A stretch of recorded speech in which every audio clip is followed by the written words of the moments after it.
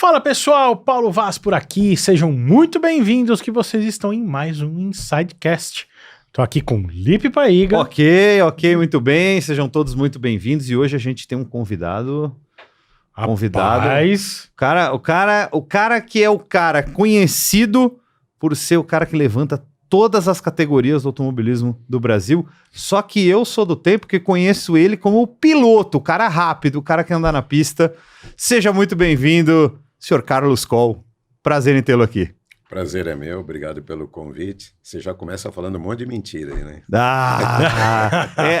A gente vai falar sobre essas mentiras ao longo desse episódio aqui, mas eu tenho certeza que você tem muita história legal, muita coisa interessante para contar pra gente.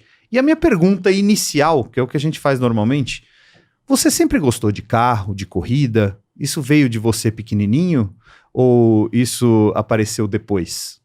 Não, desde criança, sempre gostei, carrinho de rolemã, vivia fazendo carrinho de rolemã, me ralando todo nas descidas de asfalto, né? Depois comecei a fazer coleção de revista 4 rodas, minha mãe me xingava, porque embaixo das minhas camas era cheia de revistas e tal. E a minha ideia era fazer engenharia mecânica, que acabei fazendo, mas com a intenção de trabalhar em alguma montadora, alguma fábrica de automóveis, que acabou não acontecendo, né? Você é daqui de São Paulo? Eu sou de São Paulo. São Paulo. Não moro atualmente na cidade de São Paulo, mas sou nascido em São Paulo. Mas esse interesse veio de alguém ou é teu, nato? Não, meu, espontâneo. Não teve nenhuma influência de ninguém, família. Nem de família ou amigos, não. Foi interesse meu mesmo. E como é que você foi... Como foi isso na tua vida de você começar a correr? Porque eu conheço o Carlos Coll, não o Carlos Coll da Stock Car, o dirigente, né? Eu conheço o Carlos Coll da Stock Car, o piloto. E a Stock Car é uma categoria grande, né? Como você chegou lá? Você teve antes algum lugar que você correu até chegar lá? Ou foi porque você falou, não, eu quero ser piloto, eu vou fazer isso? Como foi? Não, foi bem mais tarde, eu já tinha 21 anos, eu acho, quando comprei um kart, comecei a correr para brincar, não para fazer carreira, não tinha nenhuma pretensão de fazer carreira, não. Até então, estava focado nos estudos, de entrar na faculdade, eu já estava fazendo engenharia mecânica e na minha adolescência, meu pai tinha uma indústria metalúrgica, de equipamentos de irrigação, que depois, mais tarde, legal. Veio a passar para mim essa indústria. Eu trabalhei muitos anos com ela, 23 anos. E eu não tinha férias quando eu era moleque, né? Ele me punha para trabalhar e serrar peça durante as férias, né? Legal. Eu ia de ônibus, pegava o ônibus, uma marmita e ia trabalhar lá. Serrando Você não ia nem com ele? Nem com ele, porque o escritório dele ficava no centro da cidade, ficava lá na fábrica, então ele me pôs para pegar na dureza e foi uma grande escola. Tenho que agradecer muito dele ter feito isso comigo. E daí eu levava lá um potinho sabe essa mistura de ovo com tomate, assim? Na hora do almoço eu ia na padaria, comprava um pãozinho, enchia com aquilo, comprava uma guaraná caçula, era o meu almoço. E minhas férias inteiras era trabalhando, férias escolares, né? E ele te pagava? Boa pergunta. Acho que não me pagava, não. mas caramba, não, é uma coisa que nem posso falar, porque pagou todos os meus estudos, sim. Me custeou até eu virar gente, né, e começar a trabalhar. Então pagou sim, né? Não assim, salário lá na fábrica. Não, podia ser um incentivo dele falar, você vai, nas suas férias você vai trabalhar lá, eu vou te pagar um dinheirinho, coisa assim. Assim, esse pagamento direto não me lembro, não, acho que não. Mas aí, estudei, entrei na faculdade, comecei, e daí falei, criei uma condiçãozinha financeira, comecei... Antes disso teve uma situação interessante. Quando eu estava fazendo cursinho, eu fazia cursinho universitário, eu resolvi fazer o meu primeiro empreendimento. Eu comprei 2 carrinhos de cachorro-quente, botei um na frente do cursinho universitário. Olha que legal. E outro lá no Ibirapuera, perto do Detran. E daí de manhã cedo eu ia, abastecia lá com salsicha, pão, mostarda, não sei o quê, tinha um carinho em cada carrinho, né? E eu comecei a fazer a minha gestão de empresário, assim. Aí nasceu o empresário Carlos Aí Coll. nasceu, exatamente. Que legal. Foi meu primeiro empreendimento. E dava certo? Os carrinhos eram fabricados pela Fiberglass. Não sei se vocês lembram. Eles fabricavam os bugs, né? Sim. E comprei deles os carrinhos. Deu certo por um tempo. Depois o pessoal começou a me roubar, desviar e tal, né? Também comecei a aprender algumas lições aí, né?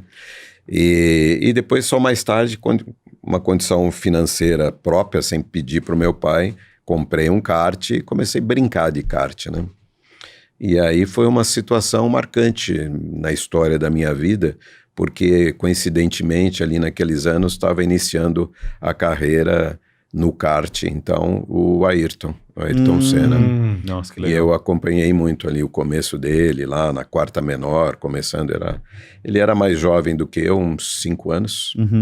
Então ele tinha, quando eu conheci ele, devia ter 15, 16 anos, por aí.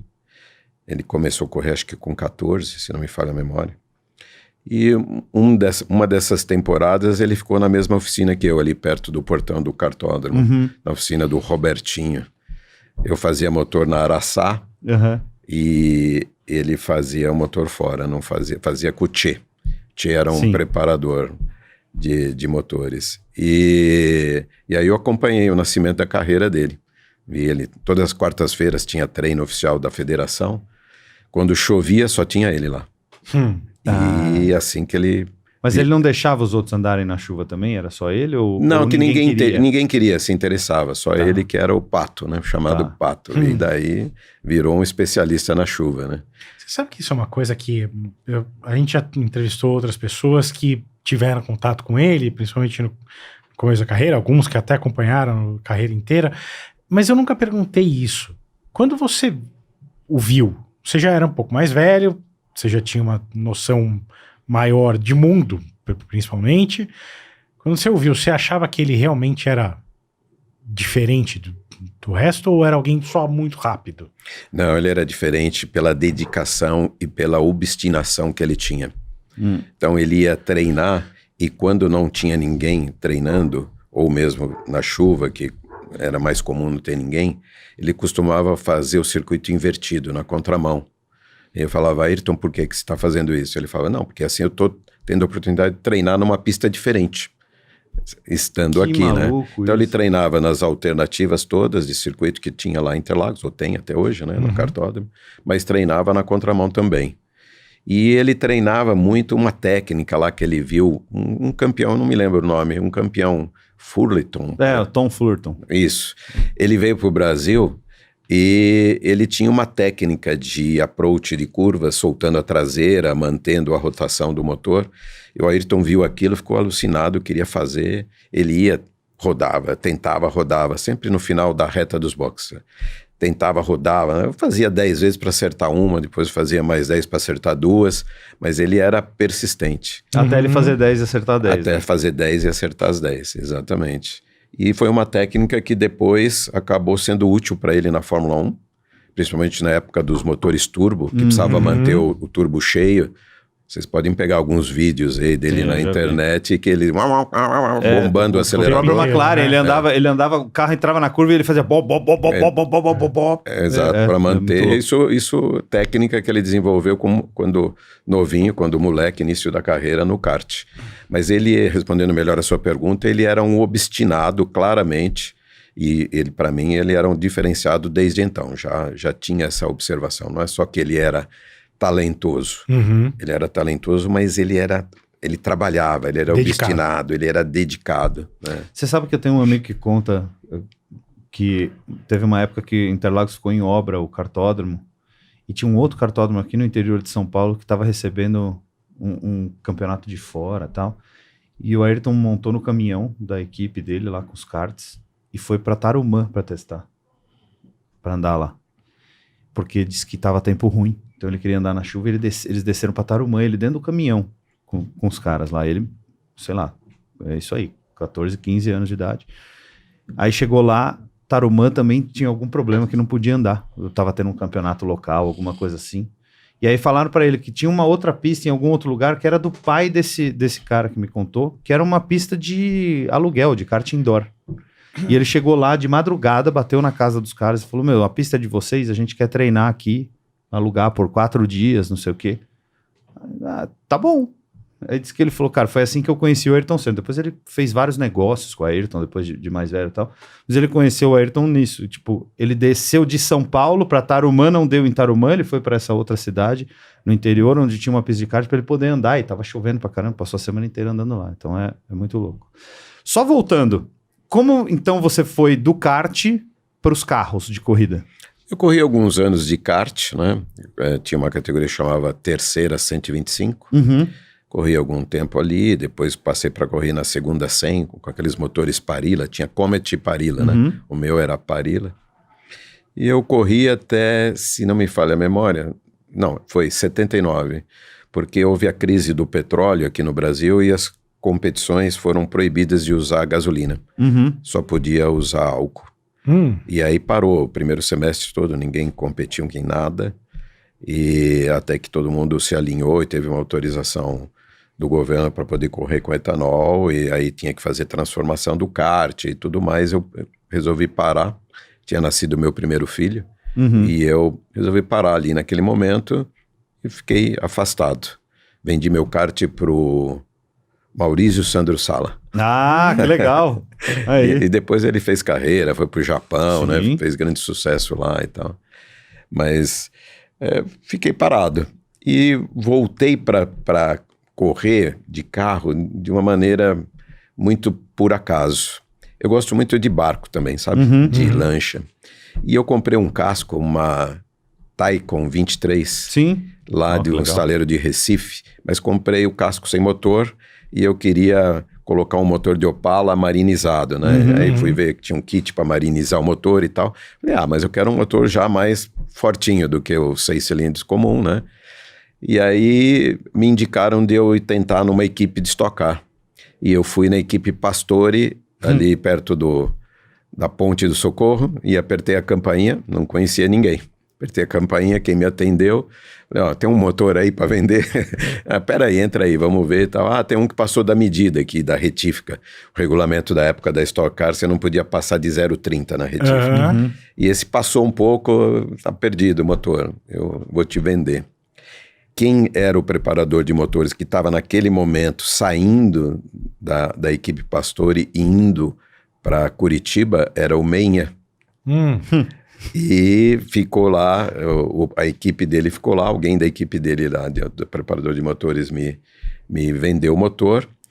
Só que faltava, acho que alternador, carburador, alguma coisa assim, uns 2, 3 itens periféricos. E eles me indicaram uma outra equipe do Roberto Amaral, Coruja. Sim. Então eu fui lá para comprar isso que faltava, né? Um motor de arranque, um carburador. E meia hora depois ele me vendeu um Opala de corrida. Sensacional. E aí ele ligou na hora, não, você vai correr, tem outra corrida aqui. Eu falei, nossa, putz, né? Aí ferveu o sangue, né? Eu andava de kart, mas já faz tempo. Aí ele ligou pro falecido Expedito Marazzi, tinha escola de pilotagem, né? Ô, Marazzi, tô aqui, o cara foi campeão de kart, o cara sabe tudo, ele quer correr daqui 15 dias, você precisa dar carteira pra ele. Aí o cara falou, não é assim, né? Traz ele aqui. Aí me levou lá, na época eu tinha uma Caravan 250S. E aí ele, me lembra direitinho, o Expedito Marazzi subiu na Caravan, posso guiar teu carro? Eu falei, pode.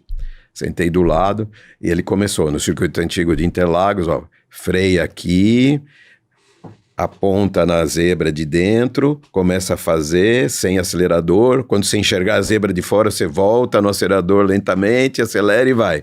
E faz de novo. E repetia cada curva esse mesmo procedimento comigo.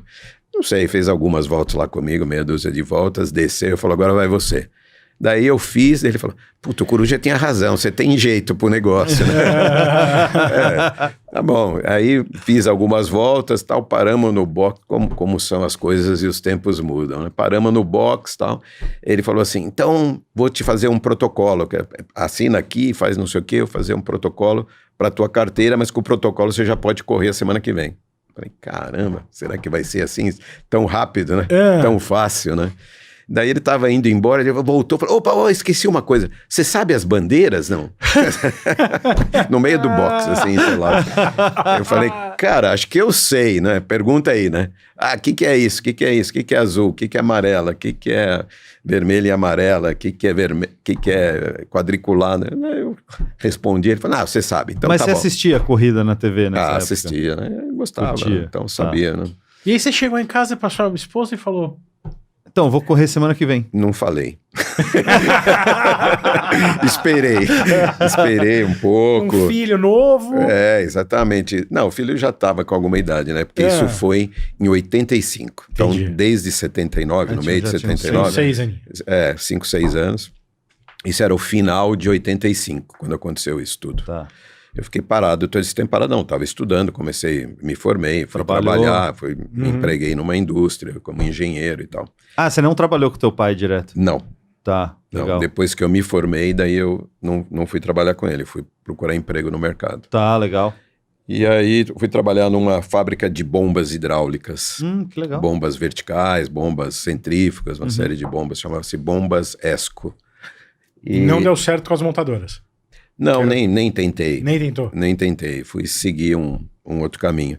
E aí, comprei o carro, demorei uns dias, daí eu falei para minha mulher, eu vou experimentar fazer uma corrida de carro, mas como é que é isso? Que, né, perigoso. Não. Imagina, Interlagos antigo é uma pista muito segura, já tem safer barrier até. Né? Pois é. Bom, o que aconteceu? Coruja me leva na quarta-feira da semana da corrida. Tinha lá uma possibilidade de andar na pista. E era Interlagos. Era Interlagos. Tá. Ele me leva e aí tava chovendo, mas chovendo fraco, parou de chover. Eu falei, não vou treinar, né? O carro nem tinha pneu de chuva, só tinha slick. Aí deu uma secada e tal. Ele falou, vai lá, vai embora. Me pôs lá, me amarrou o cinto, vai... Me deu instruções. Naquela época não usava não existia o Hans, né? Então vai. Aí eu fui, devagar, tateando, né? Um carro de corrida. Os Opalas eram um trick, né? para pilotar. E com pneu slick é um bicho bem diferente, né? Bem diferente, mas era um bicho rápido. Tinha seus 340 cavalos na época já. Caramba. E chegava lá no final do retão para frear na 3, os pilotos da época chegava mais ou menos 240. Caramba. E só que um Opala, com muito menos chão, menos freio, né? Complicado. Então fui tateando, e aí aprendi a minha primeira lição. Não ter excesso de autoconfiança, porque eu fui pegando confiança, mas estava úmido ainda. Lugar, né? E não sei se vocês lembram da 3 e 4, que eram quase uma sequência, e quando você saía da 4, tinha um riozinho. Tinha. Que escorria ali, né? Porque mesmo que tenha parado de chover, do outro lado ficava empoçado, foi um riozinho. E ficava só um... E eu fui e acelerei em cima do riozinho, rodei, bati de ré no guarda-reio. Aí fiquei impressionado, né?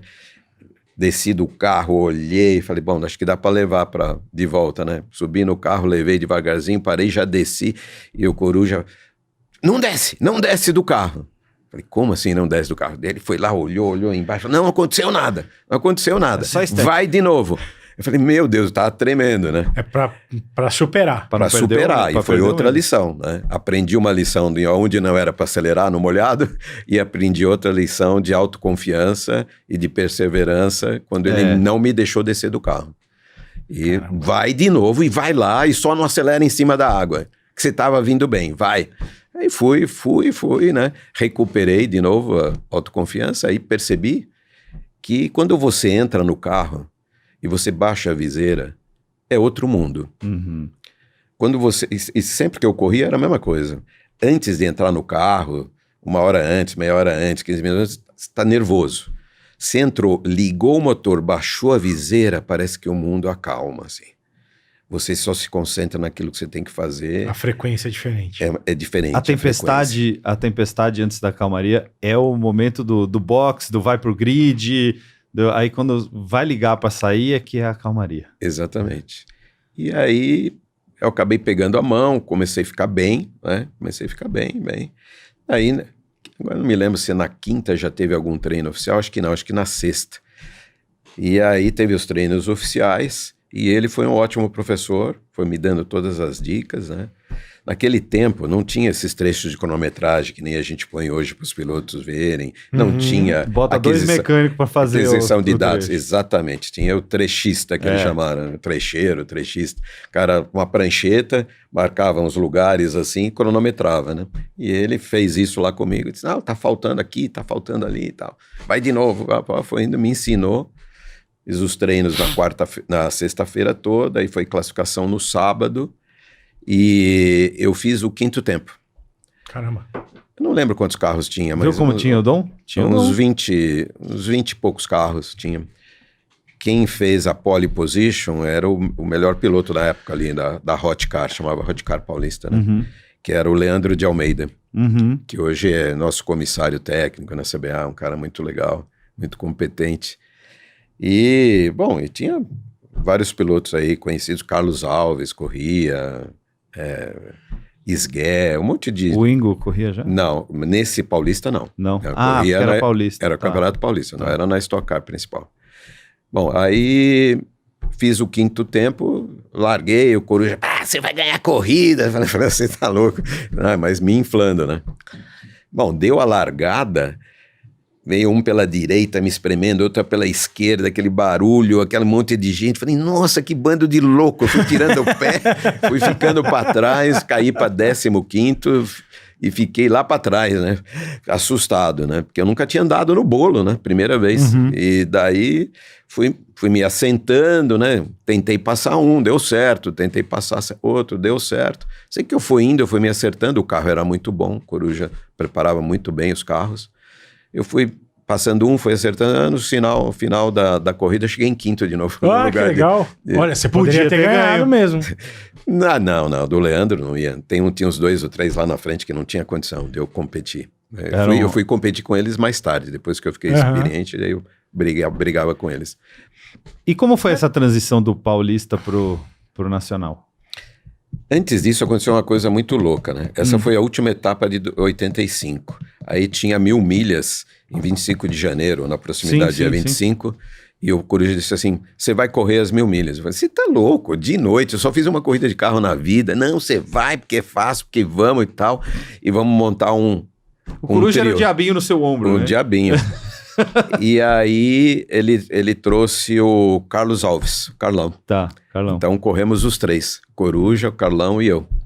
Sensacional. E as corridas de 1000 milhas me apaixonaram, né? Adorei, porque tem muita estratégia, regularidade. Eu era um piloto mais regular do que veloz. Não era tão veloz. Mas regular eu era e sabia cuidar do carro e tal. Sabia dar feedback do carro. E aí adorei a corrida de 1000 milhas, né? Corre de madrugada, larga meia-noite, né? Largava meia-noite e adorei. E a gente chegou... Tá largando ainda, viu, meia-noite? Ficou um tempo, voltou pro meio-dia, depois voltou pra meia-noite de novo, que é a original. O que aconteceu? Na hora de eu subir a minha vez no carro, eu era o terceiro, né? Terceiro piloto.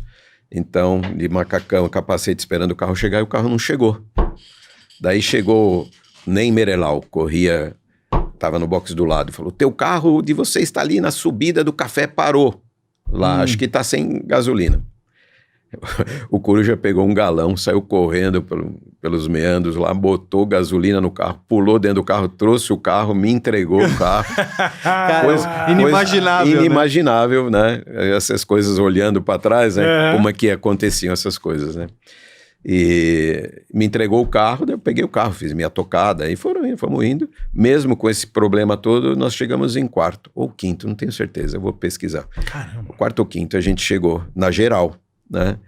E daí eu fiz 7.000 milhas, gostei tanto do negócio. Caramba! Fiz 7.000 milhas, nunca ganhei nenhuma, mas era muito difícil. Mas chegava razoável, fiz E coisas. sempre de Opala? Não, as 2 últimas eu corri com o Batistinha. O Batistinha me convidou para correr no Maverick dele, aquele 16 famoso. Sim. Então eu corri 2 com ele. Aquele carro é um absurdo. Mas o duro era botar a potência no chão. Porque era eixo rígido na traseira. Né? Hoje ele aperfeiçoou muito o carro. Veio o carro. Não, hoje só tem uma casca de Maverick. Né? Só que você saía, por exemplo, do bico de pato, você olhava para o acelerador, ele distracionava. Era muito forte e não transferia potência para o chão, né? A qualidade de pneu também era outra, né, eu acho. Também, mas eu acho que principalmente por conta de não ser suspensão independente atrás, né? Era eixo rígido. Então, mas fui fazendo, aprendendo a lidar com o carro, e eu fiz 2 anos com ele, as 1.000 milhas lá. É legal. E depois, só para complementar a sua resposta, quando em 91 fui campeão paulista, aí o preparador do Ingo, falecido Giba, preparava a Brasília dele, preparava depois os Opalas e tudo mais, veio e me convidou para subir para o Campeonato Brasileiro de Stock Car. E eu disse, não vou lá, eu sou amador, vou competir com os profissionais. Havia uma certa máfia dos preparadores de motores, só tinham 4, 5 preparadores que tinham a potência, né? O resto não tinha acesso à potência. Eu falei, não vou fazer número, não vou. Bom, não fui, fiquei no Paulista ainda, e daí fui, no ano seguinte, me chamaram de novo. Insistiram.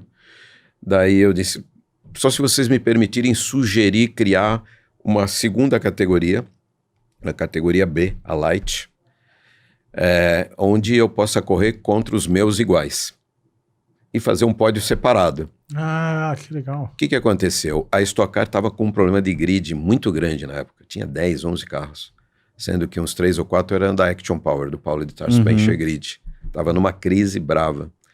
E eles me falaram, se você apresentar uma sugestão de um regulamento, a gente apresenta para a CBA. Aí eu fiz. Eles apresentaram para a CBA disse, se tiver 6 carros na primeira corrida, que ia acontecer em Goiânia, a gente homologa a categoria, mas tem que ter 6 carros no grid na primeira corrida. Daí eu convidei meus amigos do Paulista, né, emprestei câmbio para um, roda para outro, que eu tinha a minha equipe, e também era para correr em dupla, para dividir o custo. E aí meu companheiro de equipe era o Gregão, Jorge Lemonias, né, corremos juntos, somos grandes amigos até hoje, e homologamos a categoria porque tinham 6 carros lá. Na segunda corrida, eu não lembro exatamente, mas já tinha 8 ou 9, depois 10, 11. Em poucas corridas tinha mais grid na Light do que na principal, só que largava tudo junto, e engrossou e salvou a Stock Car naquele momento, que ela estava para morrer. Foi muito interessante. Essa foi a primeira vez que você salvou a Stock Car, é isso? Foi a primeira vez. E aí nós acabamos sendo campeões. Então a gente foi campeão brasileiro de Stock Car Light em 93. E aí fiquei para 94 e 95. Eu tinha escrito no regulamento que o campeão tinha que subir. Então eu tive que subir. E foi quando teve a transição dos Opalas para os Ômegas. E aí, como o Ingo tinha sido campeão na categoria na A e o João Belli, e eu e o Gregão tínhamos sido campeões na B, a GM convidou a gente para fazer os testes do primeiro protótipo do Ômega Stock Car, que foi fabricado dentro da GM. É porque talvez as pessoas não saibam, mas o nome Stock Car era, eu não sei se é ainda, mas era da GM nessa época. Ainda é. Ainda é. O nome Stock Car ainda é da Chevrolet. Tem contratos, porque quando eu virei promotor, eu fiz um contrato com a seção de direitos do nome. Ah, tá bom. Para dar continuidade. Tá bom. Bom, aí a gente foi para Londrina, fizemos os testes, eu fui o primeiro piloto a testar, né? Eu fiz o trabalho sujo, né? Que freava, que não sei o que, né? Aí foi arrumando. Você sobreviveu e os outros andaram daí depois. Passei para os profissionais, aí eles terminaram o trabalho, ficamos lá uns 4, 5 dias. Legal. E aprovou o carro, e aí nós começamos a fabricar os carros para a temporada seguinte. Que legal. E como eu tinha feito todo esse trabalho, a minha equipe fez os 2 primeiros carros. 2 primeiros Ômegas que foram para a pista Interlagos foram os meus. E aí as outras equipes, que eram muito mais experientes do que eu e tal, ficavam me ligando, mas onde vai esse parafuso, onde monta isso, onde monta aquilo? Falei, nossa senhora, o que está acontecendo, né? Esses caras são os papas do negócio, estão ligando para perguntar para mim, mas é porque eu tinha montado primeiro, só por isso, né? Eu estava uns dias, semanas na frente da montagem, então quebrei a cabeça com algumas coisas e já sabia algumas coisas, né? E aí você tinha uma equipe sua, né? Tinha equipe minha. Tá. E nessa época você... sua mulher já aceitava tranquilamente, só depois de tantos anos. Não tinha outra saída, então as 1000 milhas, coitada, ela ia para lá com a geladeirinha, sanduíche, suquinho, cada vez que eu descia do carro, uma toalha, uma cadeira de praia, né, que a gente deitava na cadeira de praia dentro do box para descansar, não tinha nada dessas mordomias de motorhome, essas coisas aí, essas frescuras não tinha. Era raiz mesmo. Era raiz mesmo, dentro do box, no meio dos pneus, deitava lá, o sanduichinho, até pegar o próximo turno. Mas você chegou a correr alguma 1000 milhas na pista antiga? Corri, opa. Porque em 89 já mudou, né? Então, 89, eu corria no Paulista ainda. Mas tinha um piloto da Stock Car chamado Leonardo de Almeida, lembra dele? O Leonardo de Almeida tinha um patrocínio da Filtros Frum. Sim. E ele machucou o braço, não lembro o que foi, ele não podia fazer as 2 últimas corridas e me pediu para eu fazer com o carro dele na Stock Car. Foi a minha estreia na Stock Car. Ah, tá. Esporadicamente. Então eu corri a última corrida do circuito antigo de Stock Car em 89. Ah, que legal. Em Interlagos, e corri a última fechando o campeonato em Goiânia. Então fiz essas 2 corridas para ele. Era um câmbio Sainz, muito, muito duro o câmbio. É diferente do que vocês usavam no Paulista. Diferente. A gente usava o câmbio Eaton, que usa até hoje na Old Stock. Bem diferente, que é sincronizado e tal. O outro não tinha sincronização nem nada. Que maluco. Era. E aí eu corri, cheguei no fim, 12º, 13º, alguma coisa por aí, mas levei o carro direitinho pro final, que era a minha característica de piloto, não era ser rápido, era ser chegador, ser constante. E depois corri em Goiânia, que foi uma corrida histórica. No meio da corrida deu um temporal, despejou, bateram quase todos os carros, não bateu o Ingo, que saiu escorregando para lá ou para cá, e eu que vinha mais atrás, começou a chover do meio da reta em diante. Tá. Eu consegui segurar o carro, também fui para grama, consegui voltar, e a gente voltou e cruzamos a linha de chegada. Eu falei, caramba, será que eu vou chegar em segundo, né? Mas não era, a bandeira vermelha, era o resultado da volta anterior, né? Então eu estava lá no 10º. Mas você chegou em segundo, teoricamente. Teoricamente. É isso. Pelo menos não bati. Agora, qual que era, só para ilustrar bem, primeiro, quais eram as modificações do Opala em relação ao carro de rua? O que era feito no Opala? Gaiola, freio, suspensão, isso tudo era feito? Sim, tudo era feito. A gente pegava o monobloco pelado, limpo, né? E daí fazia suspensão com amortecedores importados, molas importadas, né? Fazia a altura do carro, fazia inclinação, fazia tudo. Os motores que deviam ter o 250S, não me lembro quantos cavalos devia ter. 150, 180? 160, acho que 160 cavalos, 165, né? Para 340 cavalos. Seja, carburador bem maior, comando... Carburação Weber 44. Taxado, quebrava muito. Comando Scanderian, e quebrava. Comando Scanderian. E cabeçote inteiro feito. O coletor de admissão era uma ciência muito grande dos preparadores. Para acertar os caras faziam meia dúzia para acertar um. Nossa, cabeçote, banco de fluxo também. Nossa, perdia cabeçote um monte, porque passou do limite, estragou, joga fora, começa de novo, pega outro cabeçote. Cara. Então, era assim, era muita preparação. E depois, quando entrou a Light, também corria de Opala. Sim. Na verdade, os mesmos carros. Era isso que eu ia perguntar. Não era o mesmo do Paulista, era o mesmo que os caras usavam no Brasileiro. É o mesmo do Brasileiro. Tá. A gente teve que pegar os nossos Opalas do Paulista, botar no regulamento do Brasileiro, né, com ligeiras diferenças. Acho que a gente usava freio nacional, se não me engano, para baratear. Eles usavam só freio importado na categoria principal. E mais algum detalhe de câmbio também. A gente usava o câmbio nacional também. E eles então ele era um pouquinho mais lento. Entendi. Mas largava tudo junto, era um grid só. Entendi. E aí, nessa época, você passou a viver somente do automobilismo ou tocava seus negócios além do automobilismo? Não, eu corria por hobby.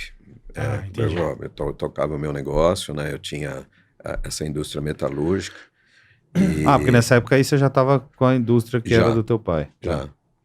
Daí ele me passou, porque ele já estava com uma certa idade, não queria mais tocar. Me chamou, eu estava empregado lá naquela outra indústria lá. Ele disse, não, vem aqui, toca o negócio, você leva, eu vou embora para casa. Aí eu toquei. Sensacional. Toquei por 23 anos o negócio. Até que tive que salvar a Stock Car pela segunda vez. Bom, mas como foi a transição também de piloto para promotor? Foi isso. Eu corri até 95, e 95, corri 94 e 95 na categoria principal. Em 95 eu tinha patrocínio, foi aí que nasceu a Vicar, foi aí que eu abri a Vicar para dar nota para o meu patrocinador, que era DeWalt, Black & Decker. Tá. Mas aí não estava mais brincadeira, sabe? Aí ficou sério, eu comecei a ter muito peso da responsabilidade, porque tinha patrocinador. Quando era do bolso, cheguei, não cheguei, cheguei em primeiro, em último, tanto faz, estou me divertindo. Mas quando tinha um patrocinador, eu senti o peso da responsabilidade e daí não fiquei confortável, resolvi parar de correr. Então eu corri, minha última temporada foi em 95. De ômega. De ômega. Só que naquele ano, o Wilson Fittipaldi tinha montado uma associação de pilotos e equipes. O Wilson estava na Stock nessa época também? Estava, o Wilson. E aí, não sei por que cargas d'água, ele escolheu ali uma diretoria e me convidou para participar. Eu era um piloto novato, né? Mas não sei por quê, talvez porque eu tinha alguma postura de liderança já apontando e ele me escolheu. Então tinha o Washington Bezerra, né, o decano da Stock Car, né, o Faletti fazia parte dessa diretoria e eu. E o que aconteceu? Em 96 o Wilsinho parou de correr. Acho que fez a sua última temporada, Marlboro, se não me engano. E tal. E daí ele me chamou um dia, no meio da temporada, e falou assim, eu hoje na reunião à noite lá da associação eu vou pedir demissão do cargo de presidente. Falei, puta, Wilson, mas a associação vai desmoronar, né? Espera um pouco. Aí ele me deu a carta de demissão, e eu falei, eu vou guardar, e só vou anunciar quando a gente puser um outro lado. Aí eu convidei o Ingo para ser o presidente da associação. Ele relutou, puta, não sei, não gosto disso, não acredito nisso, não sei o quê. Foi numa corrida lá em Interlagos. E daí ele falou, tá bom, vou, mas enquanto você estiver lá, você cuidar de tudo, senão eu não fico, né? E daí no pós-briefing, eu fiz uma reunião, anunciei o Wilsinho saindo, a entrada do Ingo, assim, não teve solução de continuidade. E essa associação continuou até 98, quando no final do ano a GM anunciou que estava se retirando da Stock Car e do automobilismo. Daí morreu a Stock Car. Morreu o Ômega, né? Não por isso, por outras questões. Era questões de... eles não queriam ter departamento de competição, achavam que não estava dando retorno, a boa relação custo-benefício, etc. E eles retiraram e anunciaram isso na coletiva de imprensa. O André Bier anunciou na coletiva de imprensa do Salão do Automóvel em outubro. Pegou todo mundo de surpresa. Foi um baque geral, né? E aí os pilotos profissionais, Ingo, Chico, Paulão, etc., ficaram apavorados. Os caras eram profissionais de Stock Car, eles viviam disso, né? E eu estava acompanhando desde então só pela associação. Eu ia uma vez por semana, no final de tarde, vinha para estar junto com eles lá, só para estar no meio. Porque você não estava correndo mais. Não corria mais. E aí eles me pediram para ver se eu ia com eles na GM apresentar um projeto, uma ideia, eu conversar e tal. Aí tem muita história nesse meio, até eu conseguir chegar numa reunião com os caras do marketing lá. Um dia posso contar com mais tempo. E aí nós fomos lá. O Paulão, o Ingo, Chico e eu. E uma diretoria de marketing, a gente perguntou quais eram os motivos, eles explicaram, a gente disse que entendia e pediu uma oportunidade de apresentar um projeto num formato alternativo diferente. Eles disseram, puxa, a gente já fechou o budget, já estava decidido, mas aí eu apelei um pouco, né, para o lado emocional. Eu falei, caramba, tem um monte de gente que vive disso. Exatamente, né? E vai ter uma solução de continuidade histórica da categoria e vocês pegaram de surpresa, né? Então, acho que não vai ficar nem bem também para a imagem da própria General Motors. E eles disseram, então traz o projeto. Aí me deram uma semana para eu trazer o projeto. Eu trouxe, eles olharam, gostaram do projeto, falaram, mas como é que vai parar de pé isso? Porque eu mudei o modelo, em vez de eles serem totais mantenedores da temporada, eu pus 4 cotas de patrocínio e pus a GM com uma cota só e eu ia buscar o resto no mercado. Ele falou, tá muito bom o projeto, mas você não tem as outras 3 cotas, então é um risco para nós. Faz um estudo de viabilidade financeira disso. Aí me deram mais uma semana. Aí eu corri na Pirelli, que eu conheci os caras, peguei uma carta de intenção, um amigo da Bosch, que trabalhava no marketing, me levou no presidente, também uma carta de intenção, voltei lá com 2 cartas de intenção, das 4 cotas. Você tinha 3, teoricamente. Teoricamente teria 3, porque se a GM ficasse. Mas eles me falaram isso, mas você só conseguiu 2. Eu falei, cara, você me deu uma semana. Pô, em uma semana eu fiz isso, cara. Eu consegui já 2. 2 não, agradeço. 3, né? Vocês, né? Ah, tá bom, tá, vou dar a resposta para você semana que vem. Me ligaram lá e falaram, tá bom, a gente vai fazer, mas a gente vai fazer uma coletiva de imprensa para dizer que é só 1 ano para vocês se ajeitarem com a categoria. Eu falei, aceito o desafio, mas não faça coletiva de imprensa. É porque daí é complicado, né? É complicado, você está decretando a nossa morte para daqui a 1 ano. Né? É isso. Aí eles concordaram sem coletiva de imprensa. Aí na terceira corrida foi em Interlagos, o diretor de marketing me chamou, me leva na torre para olhar lá de cima, a torre antiga aquela, tal, olhou tudo e falou, cara, segunda-feira vai lá na GM para a gente conversar. Eu falei, para quê? Ele falou, não, acho que queremos conversar sobre o ano que vem. Eu falei, mas você disse que era 1 ano só, como que é isso aí, né? Aí, bom, não é bem assim, né? Daí, não, tá bom, vou lá. Daí fui, aí virei promotor. Virei promotor porque quiseram assinar um contrato de 5 anos comigo e assinaram um contrato de 5 anos. Caramba. Foi aí que virou Vicar. Eu tinha Vicar, como eu abri em 95 para dar nota para o meu patrocinador, Sim. Ela estava aberta, eu usei ela para ser a empresa promotora e assinar o contrato, e eu tive que vender a minha indústria, porque não ia dar para eu fazer tudo, eu tinha que focar 100% nisso, tinha que aprender tudo isso, muito trabalhoso e tudo. Daí eu vendi a fábrica e virei promotor. Seu pai ainda era vivo ou não? Meu pai era vivo. E ele? Porque era dele, né? Era dele, mas eu vendi para o meu irmão, então ficou em casa. Então tá bom. Então ficou na família. Ficou na família. Cara, que loucura. Como que era? Eu comecei a acompanhar a Stock Car muito tarde. 2009, mais ou menos. E já naquela época eu via uma categoria que eu nunca tinha imaginado que eu veria no Brasil.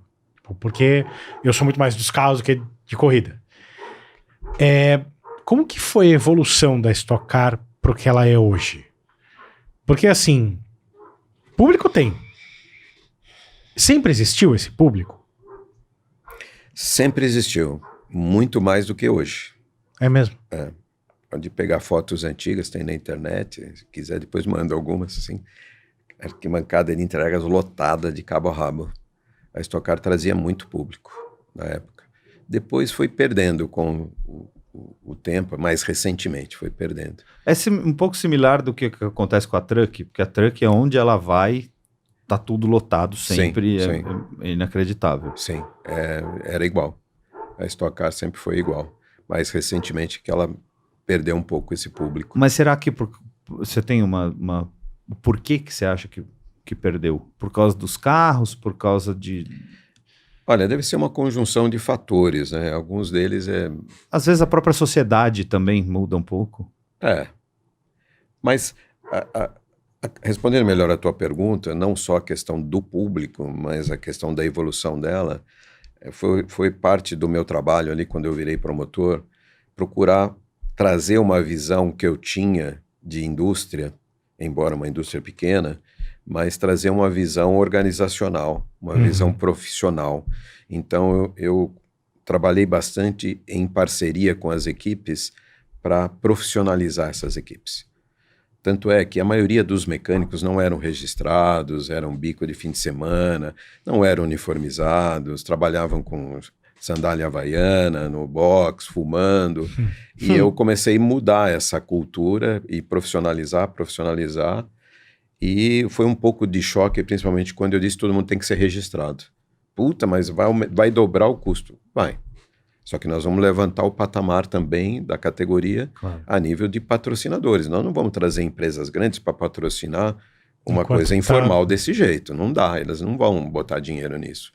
E aí a gente foi evoluindo juntos, né? Trabalhamos juntos, todos os donos de equipes, e fomos melhorando, aumentando a profissionalização, melhorando a aparência dos carros, melhorando a estrutura de box, melhorando a recepção para os patrocinadores dos pilotos e das equipes.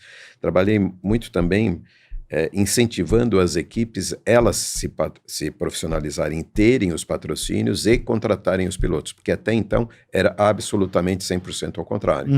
Os pilotos traziam seus patrocínios, faziam um leilão com as equipes e pagavam para a equipe para fazer o carro, né? E aí a gente inverteu isso. Ou seja, hoje, e já faz muito tempo na Stock Car, que os carros... toda a estrutura de equipe é da própria equipe, do dono da equipe, e o piloto é contratado. Sim.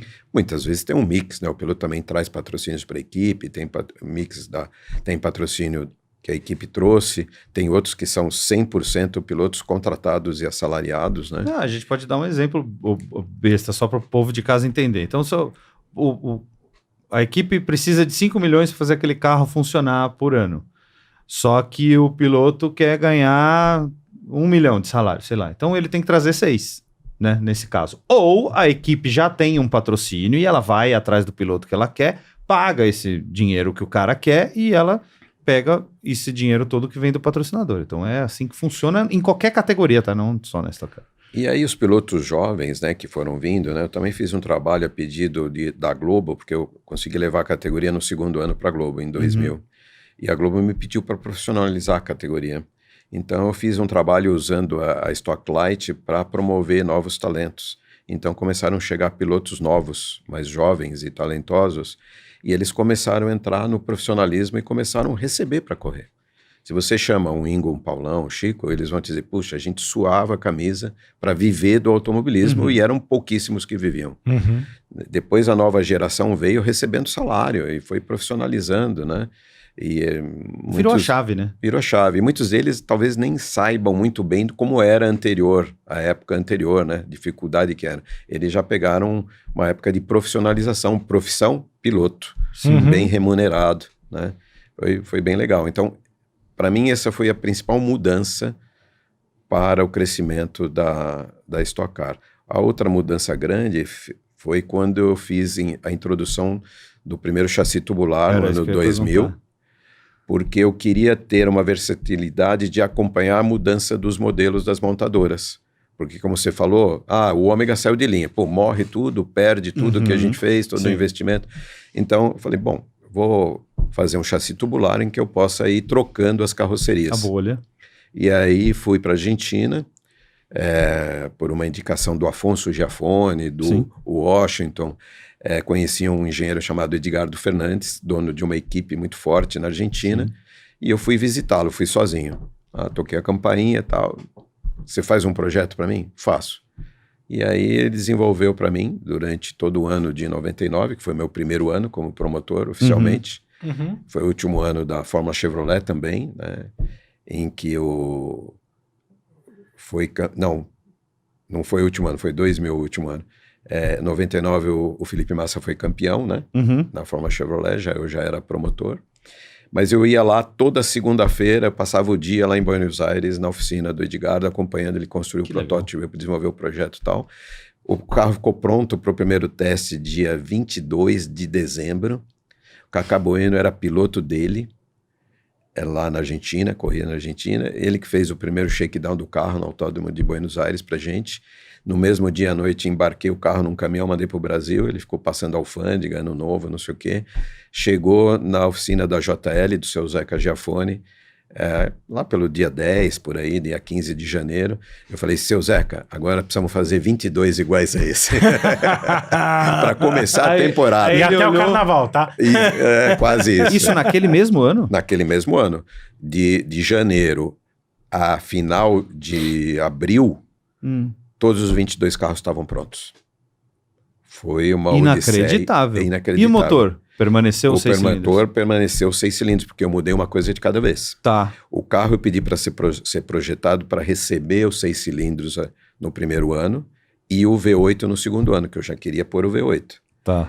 Mas não dá para mudar tudo de uma vez, tanto pela grana das equipes, como também não dar um passo em falso de tudo novo e falhar num prazo curto desse. Mas construímos o carro de 10 de janeiro, aproximadamente, 22 carros. Construímos não, seu Zeca, né? Uhum. Eu só fazendo UPA, vamos lá, ajuda, dá palpite e tal. De janeiro... Precisa de alguma coisa aí? Faz assim, eu vou lá. Posso ajudar em alguma coisa? Aí pelo comecinho de maio a gente estreou. E tudo funcionou bem, foi legal. Teve uns probleminhas, teve uns capôs que voaram, ficaram conhecidos como os capôs voadores, mas foi uma presilha tal que mudou para a segunda corrida, resolveu. E nisso a GM era patrocinadora, mas ela licenciava o nome Stock Car para você, então? Sim, eu assinei um contrato com eles. Tá. No ano 2000, por 5 anos, um contrato de patrocínio e outro da licença da marca.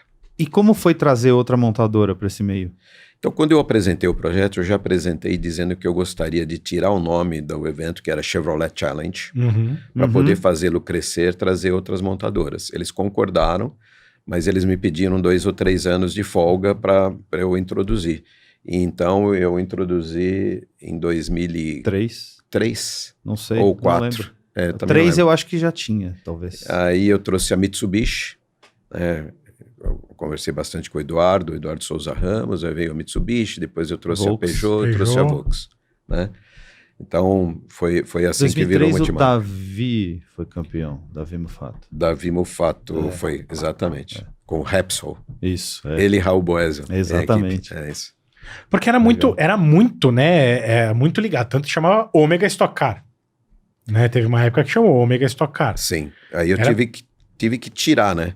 Chevrolet Challenge, o Ômega, tive que tirar. Teve que desassociar os nomes da Chevrolet disso. Mas o nome Stock Car ainda é deles. Então... A marca deles. Agora, como é que chegaram as outras categorias até você? Como que aconteceu? Né? Porque não parou pela Stock Car, né? Que a gente sabe. Bom, logo no começo tinha a Fórmula Chevrolet, como nós falamos, né? E eu tinha ido à Europa buscar novos fornecedores do chassi, porque a Fórmula Chevrolet usava um chassi que era todo de alumínio rebitado, né? Um side plank, e estava ultrapassado. Então eu fui em busca de uma estrutura de carbono, né? E aí eu tive na Dallara, tive 2 reuniões com o velho da Lara, com o pessoal todo, os engenheiros, tive na Tatus, e no final eu estava engatilhando para fazer essa troca, quando o Pedro Paulo Diniz assinou um contrato com a Renault para trazer a Fórmula Renault para o Brasil. E aí eu entendi que não havia espaço. Para 2? Não havia espaço. Chevrolet, E aí eu fui à GM e sugeri o encerramento da Fórmula Chevrolet, que entendi que as duas iam entrar numa competição que não ia ficar boa para ninguém. E deve ser difícil. Esse papo deve ser complicado. Com a GM? Cara, eu já tinha adquirido, nem sei porquê, com pouco tempo, uma confiança grande com eles. E eles entenderam o meu ponto e concordaram imediatamente. Então foi encerrada a... Que ano foi a Fórmula Chevrolet? 2001? 2001, né? Porque 2001 começou a... Deixa eu ver, 1, 2, 3, 4, 5... eram 5 anos de contrato com a Renault, de 2001 a 2005. E aí eu não tinha nenhum envolvimento com a Fórmula Renault. Só que nos 2 últimos anos de contrato, ou no final do 3º ano, o Pedro Paulo me chamou e disse, olha, tá meio chato de levar o contrato até o fim, muitos problemas, você não quer vir e levar esses 2 últimos anos pela PPD, pela empresa dele, né? Mas então eu entrei com a Vicar para fazer, digamos, a produção e tocar os eventos da categoria Renault. Da Renault, que era a Fórmula Renault e a Copa Clio, né? Os 2, Copa Clio também? Também. Tá. E daí eu fiz, junto com o Pedro Paulo, junto com o pessoal da PPD, eu fiz os 2 últimos anos da da categoria. Né? Bom, e aí você não quis renovar? Não era meu o contrato. O contrato era do Pedro Paulo e ele quis encerrar. Né? Eu só realizei, ajudei ele a realizar. Chega até o final você dele. Podia assumir, falar, não, olha, Renault, se vocês ainda quiserem... A Fórmula no Brasil, muito difícil. É um mercado complicado. E, olha, e posso te dizer uma coisa, e eu digo isso sempre da Fórmula Renault, a gente tem que agradecer muito a Fórmula Renault naquele ponto, e se não tivesse, fosse a Chevrolet, mas eu não tinha essa informação, eu nunca soube que a Chevrolet deixou de existir porque tinha fechado a Renault. Mas a Fórmula Renault botou muita gente, Alan Kodair, Bia Figueiredo, Jimenez e vários outros, tá? Citei 3 exemplos aí de caras que estão, pessoas que estão até hoje aí correndo. Sim. Não são caras, porque tem a Bia também. Mas o povo tá até hoje aí correndo e são gente boa, gente que foi para fora, gente que andou bem. Então foi uma categoria muito berço, que trouxe esse pessoal que a gente não tinha, né? Não, é verdade. Como lá atrás, no passado, mais distante, também a Fórmula Ford foi um grande berço para o automobilismo brasileiro, né? Mas do ponto de vista comercial, as categorias de monoposto no Brasil são deficitárias, são difíceis para o promotor. Por que você acha que acontece isso? Porque primeiro é uma categoria de passagem, então você não tem, os nomes que você citou viraram personalidades do automobilismo depois. Né? Então nunca fica ali na categoria muito tempo o piloto para que ele fique conhecido, para que ele se torne uma personalidade. Né? Depois, um carro de Fórmula tem pouca área de exposição de patrocínio, então já é mais difícil você dar retorno para os patrocinadores do que um carro de turismo, que tem um painel bem maior para você dar exposição aos patrocinadores. Né? O público que está ali, público que eu quero me referir, o cliente da categoria, é um cliente que veio do kart em que o pai acha que o filho vai ter uma chance de carreira para chegar na Fórmula 1, majoritariamente. Alguns que não conseguem ir, obviamente, seguem carreira no automobilismo nacional. E aí vai para o turismo, porque o turismo é que tem a profissionalização, tem as categorias mais profissionalizadas. Então, por esse motivo, ou estes motivos, é mais difícil de você levar uma categoria de monoposto. Né? Entendi. E depois da Fórmula Renault, você ficou... Eu fiquei com a Stock Car e a Stock Car Light, né, por muito tempo, né, fiz isso. Depois, pelo sucesso do trabalho, etc., algumas categorias também se chegaram, né? Fiz algumas campeonatos de endurance, eu fiz algumas provas, né? Eu fiz Fórmula 3 sul-americana, fiz muita corrida na Argentina, foi outra experiência muito que legal. Pitoresca fazer corrida na Argentina. Ele vive, né? Fiz estoque na Argentina, eu levei 3 anos para Buenos Aires, né? Me lembro. E eu trouxe a TC2000 para correr no Brasil nesses mesmos 3 anos. Né? A gente fez um intercâmbio. Na época que o promotor era o Pablo Peon, um cara muito sério, que eu me dei muito bem com ele. Então, conhecido, né? Era no fio do bigode, na palavra, e tudo funcionava, tanto do meu lado quanto do lado dele. Né? Tive muita tentativa com a Fórmula 3 sul-americana, que já tinha um outro perfil, tinha uma mescla do perfil do piloto profissional, da época áurea da Fórmula 3 sul-americana, Leonel Friedrich, Furlan e vários... Gabriel Furlan. Vários pilotos assim que eram profissionais, com pilotos jovens entrantes, né? Ali também foi muito difícil, fiquei alguns anos com ela e não foi possível continuar. Muito difícil manter categoria de Fórmula aqui no Brasil e sul-americana. E como foi, em que momento, não sei nem se você quer falar isso, se não quiser pode falar, tá? Em que momento específico você chegou alguém fazendo uma proposta pela tua empresa, pela Vicar, e você falou, acho que eu vou vender? Então, cara, isso aconteceu em 2005. A CIE Brasil, que depois virou Time for Fun, a CIE Brasil me chamou através do seu presidente, que eu não conhecia, e me convidou para almoçar. E eu perguntei qual era o motivo, ele falou, quero conversar sobre comprar a tua empresa. Falei, mas ela não está à venda, né?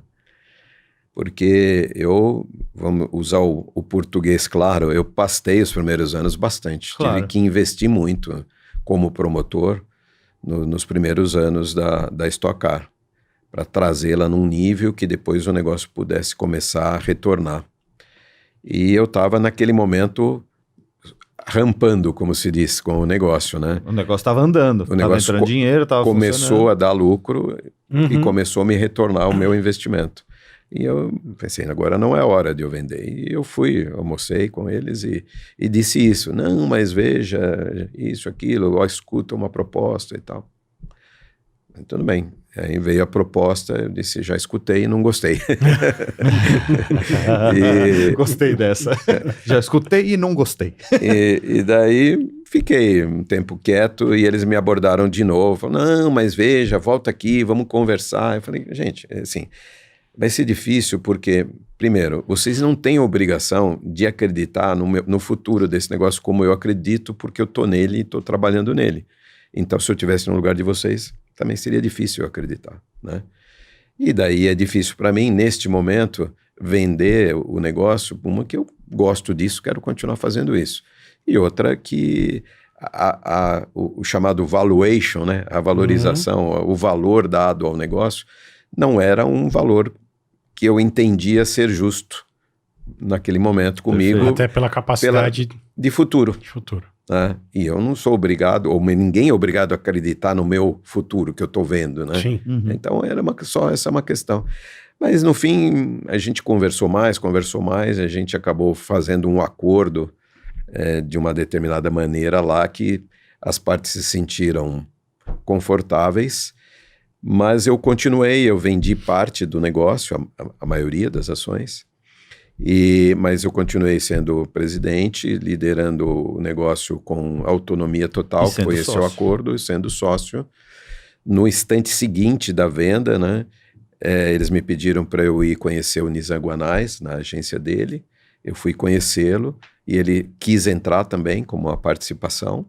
E daí ele já comprou uma participação da Time for Fun, aí ficamos 3 sócios, né? Então era o grupo ABC, que eram na época eram 5 das principais agências de publicidade do Brasil. Tá. E aí arregacei a manga e fui para dentro da empresa, porque eu tive que levar a Vicar fisicamente para dentro da estrutura da Time for Fun.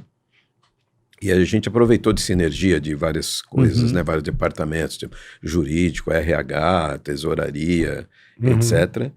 E aí comecei trabalhar no negócio, para a expansão do negócio diante desses sócios bem maiores do que eu, né? E isso foi até que ano? Você ficou lá junto? Fiquei lá até janeiro de 2013. Meu contrato previa que em algum momento no futuro eu podia vender o restante das minhas ações e era um plano de aposentadoria meu. Tá. Eu tentei em janeiro de 2011, não me deixaram sair. Tentei em janeiro de 2012, não, fica mais um ano. E eu fiquei de bom grado. E eu preparei uma transição para não sofrer nenhuma solução de continuidade com a minha saída. Eu convidei o Maurício Slaviero. Ele veio, trabalhou do meu lado 3, 4 anos, assim, pegando todo o ritmo do negócio junto comigo, me ajudando bastante, a ponto que eu confiei, já posso ir, né? Então, em janeiro de 2013, acabei exercendo o meu direito, vendi o restante das minhas ações. E aí eu fiz uma tentativa frustrada de me aposentar. Ai, meu Deus. Minha mulher dizia para mim assim, você saiu do automobilismo, mas o automobilismo não saiu de você. E por que foi frustrado? O que aconteceu em seguida? Fiquei infeliz. Fui fazer outros negócios, me associei a uma construtora local lá na cidade onde eu moro, em Indaiatuba, então entrei como um acionista minoritário em alguns prédios, alguns projetos, mas era tão sem graça, é uma reunião a cada 15 dias ou por mês, para ver planilhas, estava tudo dentro do cronograma, ficou um negócio muito... Tava faltando emoção. Tava faltando adrenalina, eu estava viciado na adrenalina. Esse é o problema do automobilismo, adrenalina vicia, né? Vicia. E aí, o que aconteceu? Eu não voltei por iniciativa minha. Aconteceu que em 2017, começo de 2017, final de 2016, o pessoal da antiga Fórmula Truck me procurou. Alguns pilotos me procuraram, a confederação, a CBA também me procurou, porque a categoria estava... Então você chegou a ficar 4 anos longe do automobilismo. 13, 14, 15 e 16. Tá. E aí eu disse, não aceito fazer a reunião porque tem um promotor, né, que na verdade era a dona Neuza, esposa do Aurélio, que tinha falecido, e a família, e eu não considerei ético nem sentar para fazer uma reunião, eu me recusei a fazer a reunião. Aí passou um tempo, me ligou o presidente da CBA, na época, que era o Dadai, e disse, olha, a dona Neuza veio aqui na CBA e assinou um distrato, ela não vai continuar. Então, por favor, aceite uma reunião, pelo menos. Né? Aí eu falei, mas é ela fato não ia isso? continuar com a Fórmula Truck. Exatamente, ela desistiu. E eu disse, mas é fato isso? Ele falou, não é fato, se quiser eu te mando a cópia do distrato. Eu falei, não é necessário, né? Você está me dizendo que não quero ver o contrato dela. Né? Sim. E aí fiz uma reunião com uns 3 pilotos da época ali, um chefe de equipe, 2, 3 pilotos, o Jardim, o Renato Martins, o André Marques, acho que foi isso. Eu fiz um almoço ali, conversamos um pouco, eu acabei aceitando, fiz um monte de perguntas, acabei aceitando fazer uma reunião um pouco mais formal. Tá. Daí aluguei uma sala no hotel ali no Ibis, perto do aeroporto, e fiz uma reunião com eles e peguei todos os problemas, né, a visão deles e tudo mais, e aí marquei uma segunda reunião onde eu apresentei um caminho para eles, não para eu ser o promotor, mas para ajudá-los. Ó, tentem isso, vamos fazer aquilo, etc e tal. E aí eles disseram, não, mas a gente queria que você liderasse, que você fosse o nosso líder desse projeto. Eles haviam batido em algumas agências de publicidade, algumas empresas de marketing esportivo, e nada tinha rodado, né, tinha rolado. Aí a adrenalina falou mais alto, né? A paixão falou mais do que a razão. E aí eu acabei abraçando o projeto e a CBA não me deu o direito de usar a marca Fórmula Truck porque alegou na ocasião de que a marca não era dela, pertencia à dona Neuza, e eu tive que criar uma nova marca, que foi a Copa Truck. Sim. Aí criei a nova marca. E por que Copa Truck? Porque o primeiro ano não foi Campeonato Brasileiro. Eu fiz copas regionais, então eu fiz a Copa Sul, Sudeste, Nordeste, Centro-Oeste. Bem legal. E por isso, cada Copa tinha 2 praças, 2 eventos e 4 corridas, e saía um campeão daquela Copa. Eu lembro disso. E funcionou legal, funcionou bem. Aí no segundo ano a CBA insistiu, não, você tem que virar campeonato brasileiro, tem que ser campeonato brasileiro. Aí viramos campeonato brasileiro, mas seguiu como Copa Truck. O nome ficou, já estava formado. Exato. E aí tinha todo mundo já envolvido, né? Muita gente que estava envolvida na Fórmula Truck passou a vir, inclusive montadoras, né? A Volkswagen vem com o Renato, Mercedes vem também. Não foi bem assim, né? A gente começou com 16 caminhões, que era o grupo que eu tinha me reunido lá não me lembro se era 16 ou 17, tá. que a gente tinha se reunido lá no hotel, no Ibis, no aeroporto de Congonhas. E aí comecei a aprender sobre os caminhões, não entendia nada de caminhão, de corrida de caminhão, né? Então foi um ano ali mais de aprendizado. E aí eu comecei ao longo do ano a visitar os patrocinadores, mas não foi fácil, né? As montadoras estavam um pouco reticentes, não queriam entrar, talvez pelo fim da Fórmula Truck, talvez pelas coisas como terminaram, eles não estavam seguros, então não foi fácil trazê-los, né? Mas eu comecei a insistir. De uma certa maneira, todo o histórico que eu fiz num outro mercado, que é das montadoras de automóveis com a Stock Car, me deu alguma visibilidade. Então, quando eu chegava numa dessas montadoras, eu era bem recebido. As pessoas me conheciam. Eu até estranhava que elas me conhecessem. E daí eu comecei ofertar um início, uma degustação, uma experiência, e eles começaram a perceber uma mudança de conduta, de condução bem mais profissional de tudo. E daí eu comecei a conquistá-las, e daí a gente temos até hoje 3 montadoras que são parceiras do evento, patrocinadoras do evento, e também apoiam, não são equipes oficiais, mas elas apoiam... Iveco, Mercedes e Volks. Exatamente, Iveco, Mercedes e Volks apoiam também equipes com peças, com algum recurso financeiro e suporte de engenharia, etc., né? E patrocínios para a promoção do evento, né? Uhum. Aí depois foram vindo outros patrocinadores, e hoje a gente tem uma gama de patrocinadores importantes em termos de tamanho de empresa, né? Como Grupo Randon Corp, Veloy Gol, Petrobras, né? Que hoje nomeia o campeonato, Copra Truck Petrobras, né?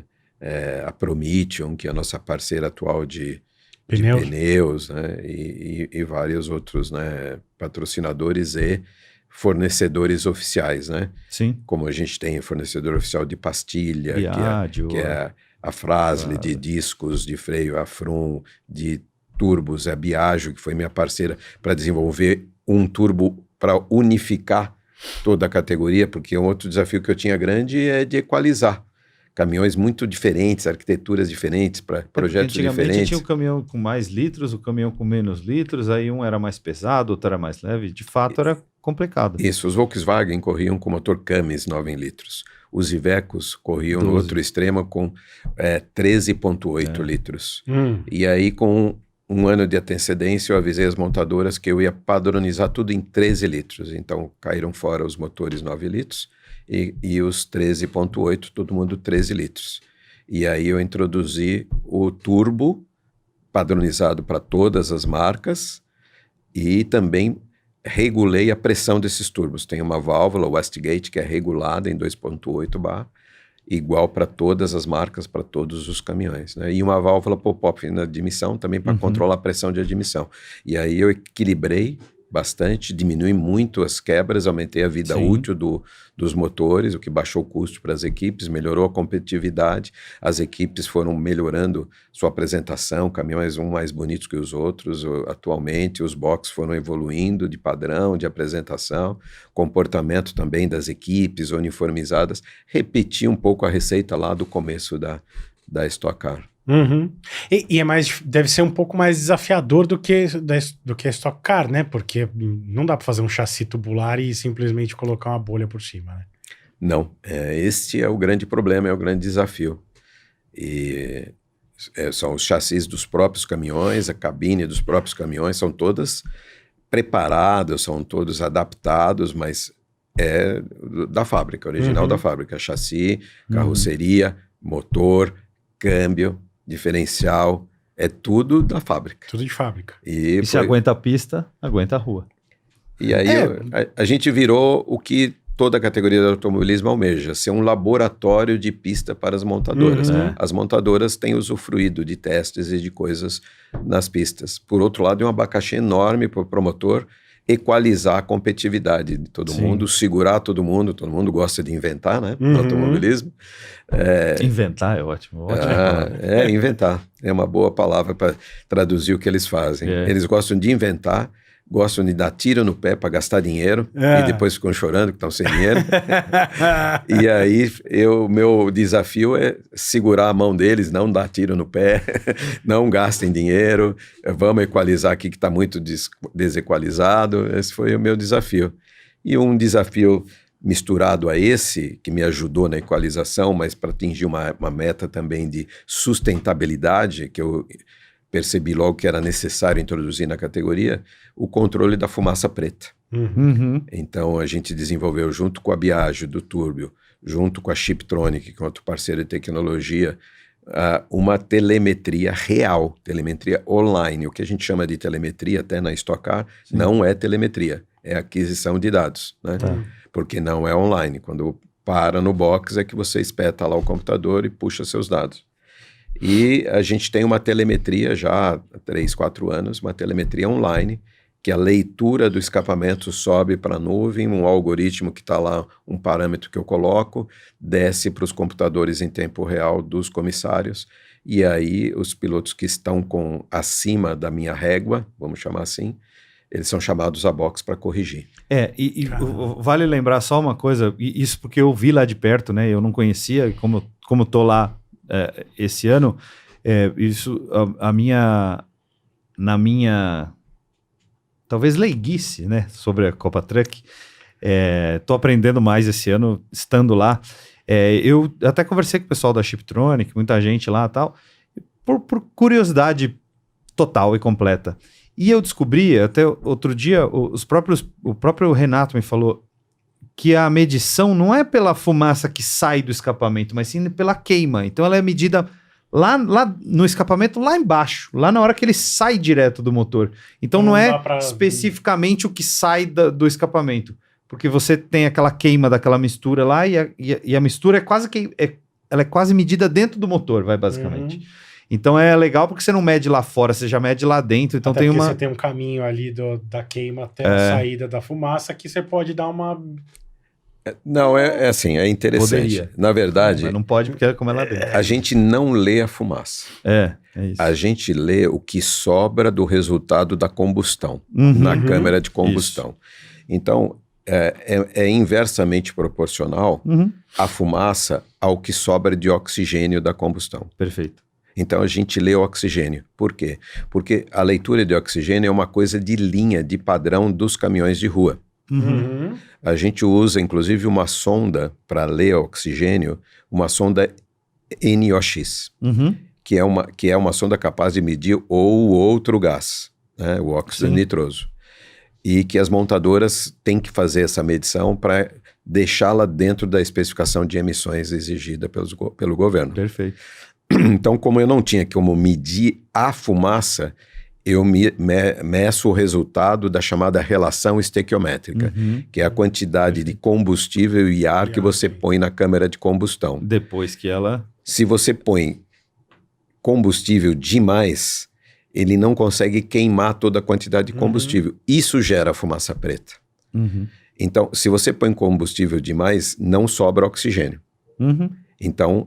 Eu meço ao contrário, eu meço o que sobra de resultante de oxigênio depois da combustão.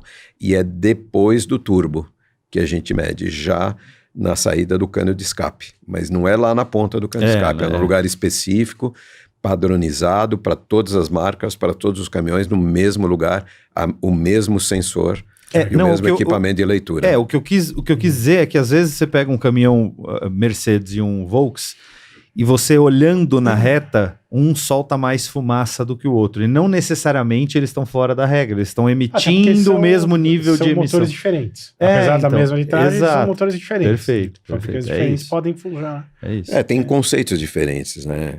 Tem motores, os mais modernos, são os common rails. Tem os motores que têm os injetores, bicos injetores. Quer dizer, os common rails também tem, né? Mas tem uma central de injeção que é diferente, como os Mercedes, por exemplo. Agora está chegando a geração common rail para os Mercedes também. Então, cada um tem a sua arquitetura, né? A Iveco, para se enquadrar no meu regulamento de 13 litros, usou o motor Cursor 13. E então ele teve que respeitar o que você chama popularmente de litragem, a capacidade cúbica dos motores, 13 litros. Perfeito. Só que um motor Iveco, por exemplo, para ficar com os 13 litros, ele tem um diâmetro maior e um curso menor, mas dá os 13 litros. Então já gera uma diferença dinâmica interna do motor. Ele tem um curso menor do que o motor da MAN, Volkswagen, ele gira um pouco Mercedes. mais, mas tem menos, teoricamente, um pouco menos de torque. Teoricamente. Teoricamente. E aí é que entram essas diferenças que você falou, né? Das arquiteturas e projetos diferentes. E eu tenho que lidar com essas coisas diferentes através de coisas padronizadas iguais que eu coloquei para todo mundo. Né? Caramba, É bem legal, hein? Né? Bem legal. É bem legal. Que quebra-cabeça. Cara, posso te falar de novo? Eu, esse ano, tenho convivido com a Copa Truck e é um negócio meio apaixonante mesmo. Ele é totalmente diferente e assim, você olha e começa a conviver, ver de perto, você fala, cara, que engenharia, que coisa maluca. É muito legal. Eu vou te dizer uma coisa muito sincera, e o Lipe tá aqui, não me deixa mentir, eu nunca vi nada igual do que uma largada. Isso, na época que eu fui, ainda era a Fórmula Truck. Uma largada desses caminhões. Você que gosta de corrida, gosta de carro, gosta de motor, é um negócio... Impressiona. Impressiona. E eu me lembro... Não adianta ver pela TV. Não é igual. Não é igual. Não é igual. Eu me lembro de estar assistindo... Eu tava naquela primeira torrezinha na entrada do box, ainda era o box antigo, né? A entrada antiga do box, eu tava naquela primeira torrezinha. Não é o PSDP, mas é aquela plataforma que tem um pouco antes ali. Então na frente do pódio, vai. Que a escada faz assim, eu tava aqui. A hora que passou aquilo, eu travei de um jeito. A hora que passaram aqueles caminhões, quantos? Uns 30 caminhões deveria ter? 190, 200. Hoje são 39. Não, na época da Fórmula Truck eram 22 a 24, variava. Meu Deus do céu. Hoje são 39, só pra você saber. Não, meu Deus, assim, é algo que você tem que assistir. De verdade, tem que ver, porque é totalmente diferente de tudo que você já viu na vida e é uma experiência que você nunca mais vai esquecer. Eu não esqueci. Eu estranhava muito os caminhões, depois eu acabei aprendendo e me apaixonando por eles, mas obviamente dediquei 1/3 quase da minha vida a Stock Car, e mantenho obviamente uma paixão pela Stock Car, apesar de estar distante. Mas o fato curioso é que em 2017 eu fiz o primeiro campeonato, as Copas, né, truck de caminhões, 18 no segundo ano, no final do segundo ano, a Time for Fun me chamou. E disse, olha, a gente está aqui com vários problemas com a Stock Car, a gente vai descontinuar a Stock Car. E aí eu fiquei extremamente preocupado e dividido, e o que eu faço agora? Eu não posso negar ajuda nem para a empresa, para quem eu vendi, e muito menos para todas as equipes e toda aquela grande família que conviveram, foram meus parceiros durante anos na construção da Stock Car, né? Voltei para casa com um peso enorme nos ombros e depois de uma semana voltei lá e falou, bom, vamos lá, o que precisa fazer, né? Eu vou assumir. Mas por 2 anos só, já arrumo e depois devolvo. E aí os problemas principais que tinha foram as questões contratuais com TV, tinha um problema com a Globo e tal, eu fui lá para o Rio, resolvi, mas tinha um problema que eu não sabia que existia.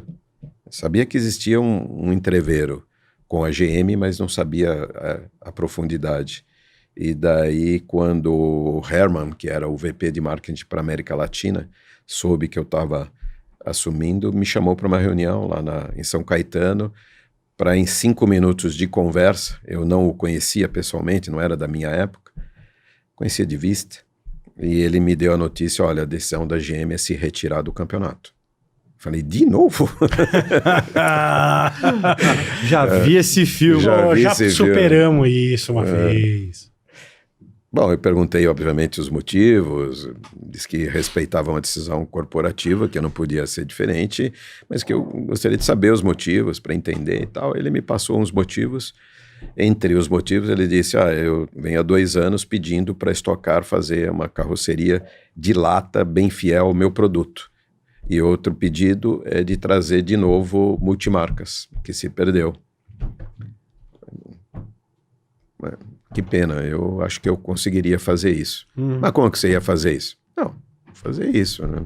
Conheço o pessoal da Toyota, Luiz Carlos Andrade era diretor do Banco GM, que você lembra, eu conheço ele, agora ele é VP lá na Toyota, tenho a porta para conversar, né, etc, etc. Mas como é que você faria isso e aquilo? Eu falei, faria assim, faria assado e tal. Bom, resumo da ópera, eu arrisquei, tirei do bolso o celular, peguei umas fotos de um protótipo de um Corolla que eu estava ajudando a equipe full-time, o Maurício Ferreira, a montar um protótipo Stock Car com um carro de rua, com um monobloco, lataria. Ele comprou num leilão e tal, E a gente começou a trabalhar. Eu estica daqui, puxa de lá, faz isso. E ele tem uma equipe muito competente, muito parceiro. Fizemos. Só que a foto, que se eu te mostro, você dá risada, porque o carro era preto, o paralama vermelho, a asa traseira é amarela, que era da Eurofarma, o Ricardinho Maurício corria lá naquela época, a gente pegou uma asa, pôs lá, não sei o que, branco, mendado de fibra. Eu falei, perdido por perdido, truco, né? Olha o que eu estou fazendo. Mas por que você está fazendo isso? Porque eu ouvi dizer que vocês queriam isso. Mas você estava fora da Stock Car. Eu falei, mas eu tenho ainda uma paixão pela categoria, estava ali tentando ajudar para fazer alguma coisa. E assim ele salvou a Stock Car pela terceira vez. Ué, não é? Tô errado? Bom, de certa maneira, assim, eu não sozinho, mas... Sim, claro. Participei disso e aí ele me disse, mas você consegue me prometer que você vai executar isso? Porque eu tô cansado lá, que não me prometeram, não fizeram. Não, prometo. Eu estiquei a mão para ele. Ele demorou um pouco para apertar minha mão. Eu não sei quanto tempo foi, mas pareceu uma eternidade. Fiquei lá com a mão no ar. Daí ele apertou minha mão e disse, não, mas é uma última oportunidade. Vou dar essa oportunidade e vou reverter a decisão em função do seu histórico aqui de tantos anos com a GM. Né? Então, em respeito a isso, 1 ano de oportunidade. Mas já sabe, se não der certo, não deu. E foi aí que apareceu, então, os carros com... daí eu saí correndo, né? Conversar com Toyota e ver o que eu conseguia fazer. Aí me disseram que, na verdade, o Luiz Carlos me disse, não, nem é mais comigo, é com o presidente da Argentina, que ele é o head da operação Toyota Gazoo Racing para a América do Sul. O senhor Daniel Herrero. Então, fui para lá, fui numa corrida lá em Buenos Aires e fui no grid, assim, vi quem estava com camisa Toyota, falei, o senhor é o Daniel Herrera? Ele falou, não, é aquele ali. Falei, obrigado. Ô, senhor Daniel, tudo bem? Prazer. Caramba. Foi assim. Não foi nem indicado, foi... Foi, eu conhecia, e conheço, né, o Dário Ramonda, que é o dono da equipe Toyota há muito tempo e é conhecido do Daniel, mas ele estava lá numa confusão na hora do grid, largada, e nem tinha como pedir para ele, né, então eu fui direto lá. Usei dessa estratégia. O senhor? Não, é aquele. Então tá bom, fui lá. O senhor vai para o Brasil? Ele falou, vou uma vez por mês. Dá para me receber lá? Quero falar sobre a Stock Car. Tá bom. E aí me chamou, me recebeu. Fui em São Bernardo, na fábrica que fechou lá. Apresentei o projeto para ele. E ele gostou pra caramba. Ele tem adrenalina, tem gasolina na veia. Deu certo. E aí o nosso papo virou papo gasolina. E daí ele me disse, mas você acha que dá para trazer o nosso piloto para correr aqui? Falei, dá, posso indicar uma equipe. E dá para você me indicar um piloto para correr lá na TC2000? Falei, dá. Quem que você vai me indicar? Pensei um pouco, falei, vou te indicar o Rubinho Barrichello. Puta, mas o Rubinho, será que ainda vai performar? Não se engane, performa e muito. Tanto na pista como fora da pista, como imagem e tudo mais. Você fala com ele? Fala. Aí saí de lá, liguei, chamei o Maurício, o Mau e o Rubinho, encontramos para tomar um café lá no Shopping Iguatemi, e ele topou. Aí pus ele em contato, aí fechamos, mas antes disso, o Daniel Herrera me disse, eu vou te dar uma resposta depois. Ele me ligou uma semana depois, eu estava na estrada, parei no acostamento, secretária do Dr. Daniel quer falar com você, tá bom. Ele veio e falou, tudo aquilo que nós conversamos pode seguir, vamos seguir em frente. Eu falei, tá, ok, mas e como é que faz? Ele falou, só que é o seguinte, hein, contrato com a Toyota é muito burocrático, vai demorar, se você esperar não vai dar tempo. Mas posso investir, sair, fazer? Pode, tem minha palavra. Eu falei, então tem a sua palavra. E foi assim, o contrato foi assinado muitos meses depois. Caramba. E eu fui para a fábrica dos Corollas em Indaiatuba, usando o nome do Daniel Herrero, e aí Rogério Canal, o diretor da fábrica, me mostrou toda a linha de produção, daí que eu entendi como é que monta o monobloco. Aí eu vi estampando a lateral da direita, esquerda, o teto, não sei o quê, daí voltei, vamos tomar um cafezinho, falei, eu vi que algumas são postas de lado lá, que saem com defeitinho, o que você faz com aquilo? Eu vendo por quilo, né? Pode me dar. Me serve. Pode me dar. Aí ele falou, tá, você tem um caminhão? Passa aí amanhã e vem buscar. Eu falei, meu Deus do céu. Sabe, sem burocracia, sem autorização, sem não sei o que eu falei, isso vai ser um inferno para tirar esse negócio daqui. Veio, botou no meu caminhão, levei embora, e aí comecei a desenvolver os gabaritos para montar essa lataria lá na equipe do Amadeu Rodrigues, falecido Amadeu Rodrigues, que me abriu as portas e foi um parceiraço, e junto com os mecânicos dele, engenheiros dele, começamos a criar todos os gabaritos para poder fazer a montagem da lataria, vamos chamar assim, mas em torno da plataforma já existente, porque eu não podia... Do chassi tubular. Eu não podia onerar as equipes, né? Claro. Ia ficar muito caro, então eu tratei de onerá-las o menos possível. As latarias de Chevrolet e Toyota eu ganhei, pedi para as montadoras, então não teve nenhum custo. Eu tive que um trabalhinho, né? O nosso... Aumentava um pouco o peso do carro. Então. Aumentou 80 quilos. E o nosso carro tinha entre eixos 2,80. E um Corolla de rua tem 2,70. Um Cruze tem 2,70. Eu falei, e agora?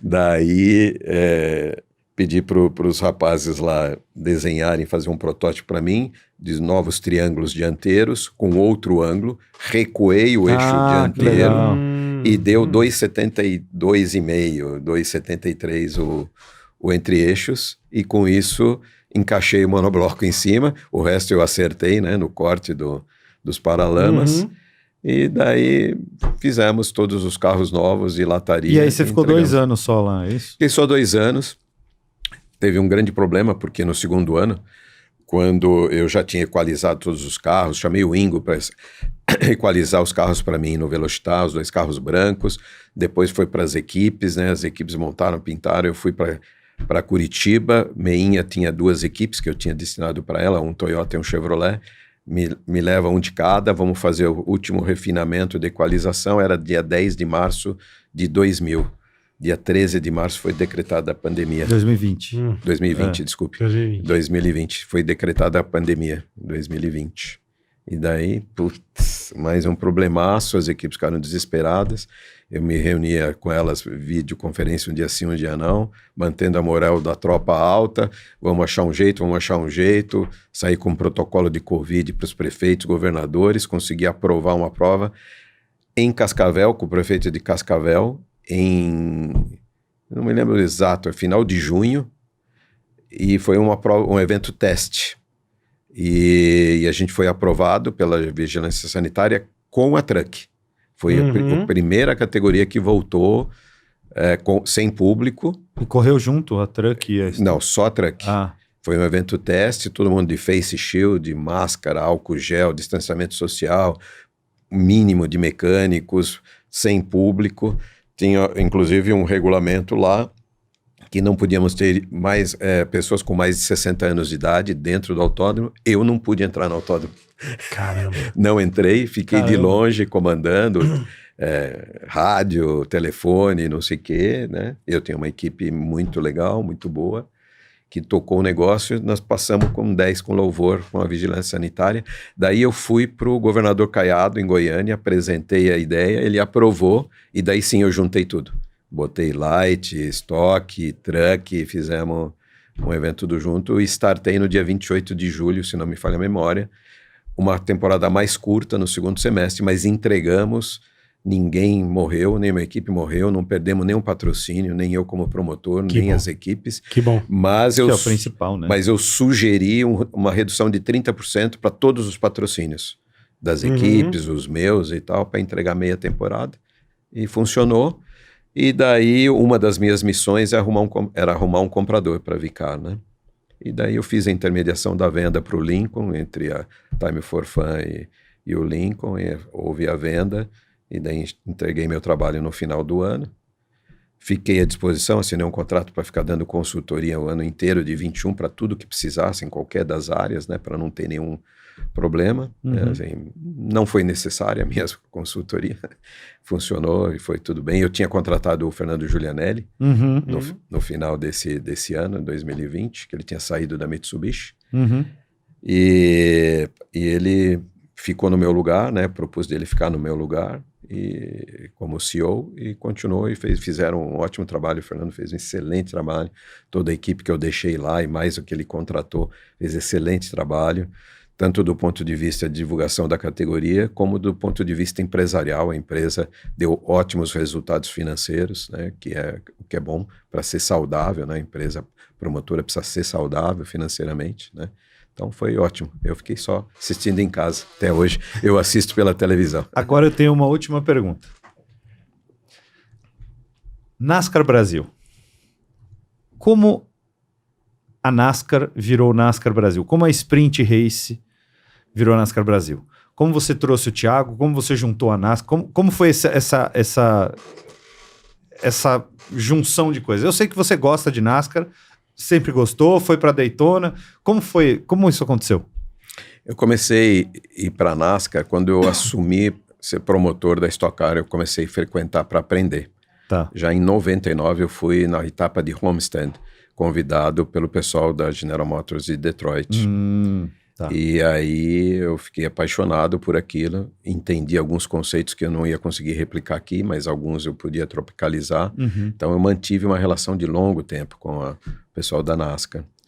E, bom, depois que foi feita a venda da Stock Car, né, eu tinha algumas conversas durante 2019, eu tive uma reunião lá nos escritórios da NASCAR em Daytona, e eles me manifestaram interesse de fazer uma parceria com a Stock Car. E aí eu vi que estava sendo um momento que eu ia ter que ajudar a transição de venda. Eu falei, agora não é o momento, vamos esperar a poeira sentar. Depois que foi feita a venda, eu promovi uma reunião entre o pessoal da Vicar e o pessoal da NASCAR, para ver se havia alguma afinidade de interesse, né? A Stock Car não ficou muito entusiasmada, não quis dar continuidade. E daí passou um tempo, a NASCAR me perguntou, você não tem alguma outra possibilidade? Falei, tenho. Eu tinha convidado o Thiago com a Sprint Race para correr dentro dos nossos eventos, para compor o evento. E daí apresentei a Sprint Race, que corre com Mustangs e Camaros, com imagens semelhantes. A estrutura do carro é completamente diferente, mas a imagem é igual ou semelhante. E, bom, não interessa. É com você? Comigo e com o Thiago, né? Eu vou ter que me compor com ele. Não, se você tiver, a gente quer. Então, tá bom. Aí começamos, acho que 8 meses de negociação de contrato, sabe? Eu vou para lá, entre você e o Thiago ou entre você e a NASCAR? Não, entre eu e a NASCAR. Tá. Né? E o Thiago só nervoso lá em Curitiba. Mas você já conseguiu? Deu certo? Assinou? Falou, calma. Não, mas você assina logo esse negócio. Não, tem que ser bem feito e tal. E fui devagar e foi indo até que a gente chegou num acordo, assinamos.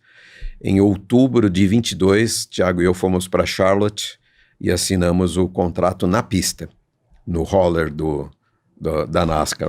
Sensacional. O caminhão deles, o escritório lá. E com Jim France, com Steve Phelps, o CEO, agora é o commissioner. Ele é commissioner agora. Que eu nem sabia desse cargo. Eu falei, mas o que é isso? O comissário agora regrediu? Na verdade tem, mesmo futebol americano, eles todos cara, têm. E ele era o CEO à época, o Steve O'Donnell, o COO, e o Ben Kennedy, que é o herdeiro da família, que cuida mais da parte desportiva, técnica e tudo mais. Assinamos ali o contrato com o Chad Ziegler, que era o VP da área, e é ainda VP da área internacional. Assinamos o contrato para fazer a minha primeira temporada em 2023. E assim nasceu a NASCAR Brasil. Agora, sensacional. Agora a minha última pergunta. Até que ponto a NASCAR dos Estados Unidos busca integrar a NASCAR Brasil? Ou até que ponto vai ter sinergia desses produtos de uma forma, sei lá, de correr fora ou trazer algo da NASCAR internacional para cá? Existe isso? Existe esse tipo de... Bom, vou começar pelo conceito deles de internacionalização que eles vêm fazendo nos últimos anos. Então, já existia a NASCAR México há algum tempo, a NASCAR Canadá, mais recentemente a EuroNASCAR, né?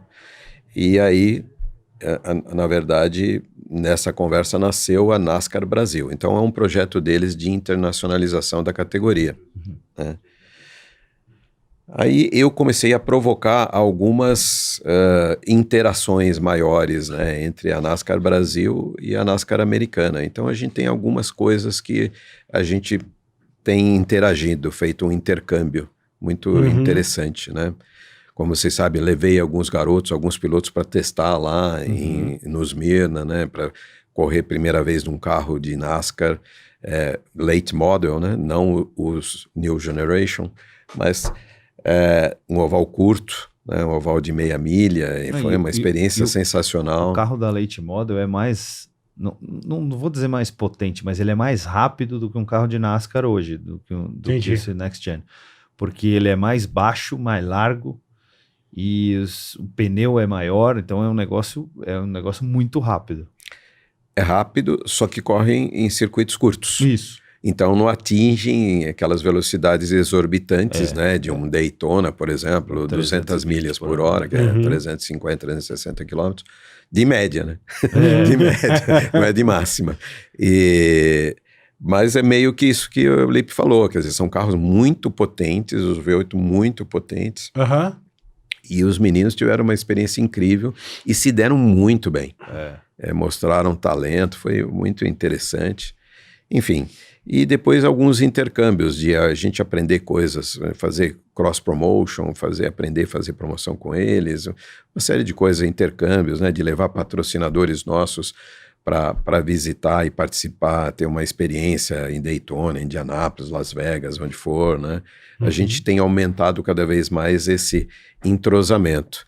E com essa visita do commissioner, o CEO foi promovido a commissioner, o Steve Phelps veio para Interlagos esse ano, ele adorou o nosso trabalho, adorou o evento, adorou o Brasil, gostou de tudo, e uma reunião de trabalho que nós tivemos aqui, ele me prometeu, e ao Thiago, cada vez maior apoio, maior projeto, um projeto futuro mais longo e de maior integração com a NASCAR americana. Chegamos a ter uma reunião com o prefeito e com o governador para pleitear o interesse deles de trazer uma etapa fora dos Estados Unidos da NASCAR, da Cup, para cá. Que é a principal categoria. De imediato houve o interesse, tem burocracias aí para serem percorridas e uma coisa que talvez no futuro possa vir, a gente fazer uma etapa em Interlagos. Legal. Mas é uma hipótese, né? Ainda é uma hipótese provável, mas é uma hipótese, né? Seria muito legal, seria muito legal. E eu acho que de repente pode existir também uma continuidade desse trabalho de levar os pilotos para fora e de repente pilotos mais novos que resolvam fazer carreira seguindo com o final não ser a Fórmula 1. Sim. Será a NASCAR. Será a NASCAR. Dos itens do nosso projeto é esse.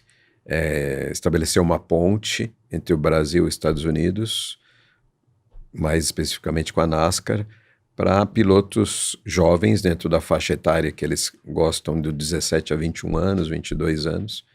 Eles têm um programa chamado Driver Development, para formação de pilotos. Então a NASCAR Brasil poderá ser um celeiro de novos talentos que vão tentar, e todo mundo sabe que não é fácil, sim, claro, tentar uma carreira no automobilismo americano através das categorias de base da NASCAR. E o Steve Phelps disse em entrevista, inclusive vocês devem ter visto, que o desejo deles é ter um dia um piloto nosso da NASCAR Brasil correndo na Cup. Ele falou isso pro Eric Gabriel esses dias do Motorsport, ele e o Carlos Costa foram para lá, porque o André Dueck deu para ele, pro Eric e pro Sérgio Lago uma passagem, o Sérgio não pôde ir por uma questão de saúde e tal, o Eric foi, levou o Carlos Lago, que é um cara que trabalha com ele lá no Motorsport. Carlos Costa. Carlos Costa, o que eu falei? Carlos Lago. Carlos Lago, não, Carlos Costa, perdão. E o Carlos Costa até então não gostava de NASCAR. E ele foi para lá e voltou meio maravilhado com o negócio lá, viu o tamanho das equipes, o negócio, e ficou enlouquecido. E aí eles estão fazendo esse trabalho, estão fazendo a transmissão agora também da Cup lá no PIC TV, no canal do Motorsport no PIC TV. E, cara, a ideia dos caras é enlouquecedora, assim, porque os pilotos são desenvolvidos e a ideia é levar os caras para lá cada vez mais para correr. O Gabriel Casagrande já é um piloto de 30 anos de idade, mas ele foi para lá, né, com patrocínio de uma empresa brasileira, correr na Late Models. É um final de semana relativamente longo, né? Tinha 2, 3 treinos, duas ou três corridas, né? Ele chegou lá na primeira corrida que ele fez, chegou em segundo. Ele chegou no primeiro treino andando lá para trás. No segundo treino já foi andando um pouquinho melhor, não foi isso? Faz muito tempo que o Gabriel cruza comigo, né, na pista e fala: puta, meu sonho é um dia correr lá numa... O Gabriel é apaixonado por NASCAR, cara. Me arruma lá, né? Daí surgiu a oportunidade, foi na festa de 100 anos da Chevrolet, encontrei ele e os patrocinadores dele lá. Daí eu falei: Gabriel, chegou a hora. Vou te levar para fazer uma corrida lá. Sério? Não, vou te levar para fazer uma corrida lá. Daí eu tinha já um acordo com uma equipe lá, com a BKR, e com um patrocínio, estava paga. Ben Kennedy Racing. A BKR pertence ao Ben Kennedy. E aí, não, eu vou. Acertamos a agenda, as datas, e eu fui com ele, levei ele. E daí acompanhei todo o processo dele, foi bem assim como você falou, né? Começo tudo estranho, difícil, diferente, muita potência, curto, tudo só oval, banking, né? Inclinação, e a inclinação da curva 1 é diferente da curva 2. Não, e ele falou pra mim, o carro mexe inteiro, ele é todo diferente, cara, é um negócio totalmente... tem um pneu de perfil alto, né? Então um carro pesado, de 1.500 quilos, um carro de quase 700 cavalos, 600 e poucos cavalos, andando num ovalzinho curto, é tudo diferente. Mas o Gabriel é um talento, né? Ele é um talento, tem ótima cabeça, muito educado, a equipe adorou ele, todo mundo adorou de trabalhar com ele. Ele é fora de série. Chegou humilde, chegou para aprender, não chegou tricampeão da Stock Car, nem campeão da NASCAR Brasil. Ele chegou humilde para aprender como deve ser, né? E foi evoluindo, e eram 2 corridas, não eram 3. 2 corridas, a primeira ele chegou em segundo, e na segunda corrida ele ganhou. Os caras olharam e falaram: quem que é esse ET, velho? O que vocês trouxeram aqui? Que é isso? Isso não quer dizer que seja absolutamente fácil se ele fosse seguir carreira lá e para os outros degraus. É bem complicado. Você sabe que tem muito jogo de vácuo, tem outra técnica de disputar a corrida. Não é só dominar o carro, né? É complicado. Mas aí também levei para uma experiência interessante, marcante. Levei para ele pilotar um carro em Daytona, na pista grande. E ele deu várias voltas lá. Primeiro ele foi com o piloto, o instrutor foi do lado, desceu, e aí, Gabriel? Putz, o cara é louco, passava 1 centímetro do muro, aqui do meu lado, não sei o que e tal. Não, vai lá, agora é você. Aí senta lá, os caras deram as instruções, mas vão um cara na frente, na pista de baixo primeiro, só não deixa subir. Embaixo e com uma velocidade controlada, limitada. Volta, conversa, agora vamos para do meio. Aí mais velocidade, acelera, depois vai para de cima, depois soltou ele lá. Sozinho. Daí ele se divertiu pra caramba. Diz que foi uma das grandes experiências da vida dele, né? Bom, e você nunca andou lá no oval, Daytona? Não andei. Eu levei só o Gabriel, ele adorou, mas do jeito que ele saiu tão entusiasmado do carro, eu comecei a pensar: acho que eu vou voltar um dia aqui, também vou experimentar isso. Quando você for, me chama, eu vou junto. Eu ando também, não tem problema. Tá bom, acho que é uma experiência marcante na vida da gente, né? Mesmo que seja um passeio, né? Não tenho mais idade para ser piloto, mas pelo menos fazer uma experiência dessa. Mas eu tô sabendo, pelo que eu ouvi aí, rumores que estão tentando te convencer a voltar a correr. É verdade ou não? Então me conta aí onde vai ser isso. Onde vai ser minha reestreia? Eu ouvi o Pimenta louco pra fazer você correr de Old Stock. Isso é verdade. Alguns deles me convidam para correr de Old Stock, porque a minha carreira de piloto foi no Opala e depois um pouco no Ômega, né? Então eu tenho muita afinidade com os Opalas, né? E eu sempre que eles me convidam, eu gentilmente digo: quem sabe um dia vou dar umas voltinhas para relembrar, né? Mas eu ainda tenho muito vivo no meu ouvido o ronco dos Opalas, sabe? De quando eu competia. Quando eu vejo eles lá na pista, eu paro o que eu estou fazendo, estou trabalhando, eu vou lá dar uma olhada, porque soa muito familiar para mim, né? Corri não tantos anos, mas fiz muitas corridas de Opala, e aquele ronco para mim é maravilhoso. Aquilo te desperta, Me né? desperta. É muito louco. Mas pelo menos, não sei se participar de uma corrida, ou talvez em dupla com alguém aí, para eu estragar alguma dupla, mas pelo menos, sabe, treinar, fazer algumas voltas, eu vou arranjar um espaço aí. É bom. Vou fazer. Mas o Kellerman me fala isso toda hora, né? vendo? O Pimenta me fala. O Marcos da Frum, que também tem uma Opala bacana pra caramba. Não, você vai fazer comigo. Volta e meia alguém me convida pra andar de Opala. O Kleber Electric também tem. O Kleber, né? São vários. Bom, Col, em primeiro lugar, muito, muito obrigado. Obrigado por ter confiado no meu trabalho também, ter me chamado para NASCAR Brasil. Muito legal ter você aqui contando essas histórias todas. E espero que eu esteja junto da NASCAR Brasil também, porque eu estou vendo o potencial. O trabalho que vocês estão fazendo lá é maravilhoso. E é muito bom poder estar lá e crescendo junto com a categoria. Então, obrigado não só por estar lá, mas também obrigado por ter vindo aqui contar essas histórias pra gente, que eu tenho certeza que todo mundo de casa vai curtir, assistir, curtir, conhecer um pouco mais desse cara que talvez passe aquela imagem do empresário, Carlos Coll, mas também as histórias do piloto, do humano, do cara que está por trás, do nome Carlos Coll. Não, eu que agradeço o convite de vocês, a oportunidade, um papo muito legal, muito gostoso, é bom relembrar certas coisas que às vezes a gente mesmo esquece, né? Quando vai contando, vai relembrando.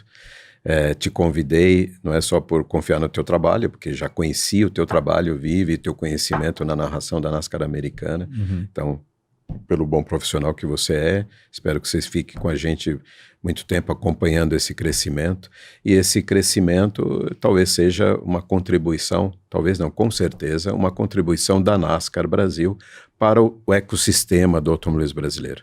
Eu sempre digo que a NASCAR veio para somar. Agregar. E agregar nesse ecossistema para ele cada vez estar mais fortalecido e com certeza a NASCAR ainda vai contribuir muito para esse ecossistema com o seu crescimento devagar, pé, antepé, mas crescendo sempre.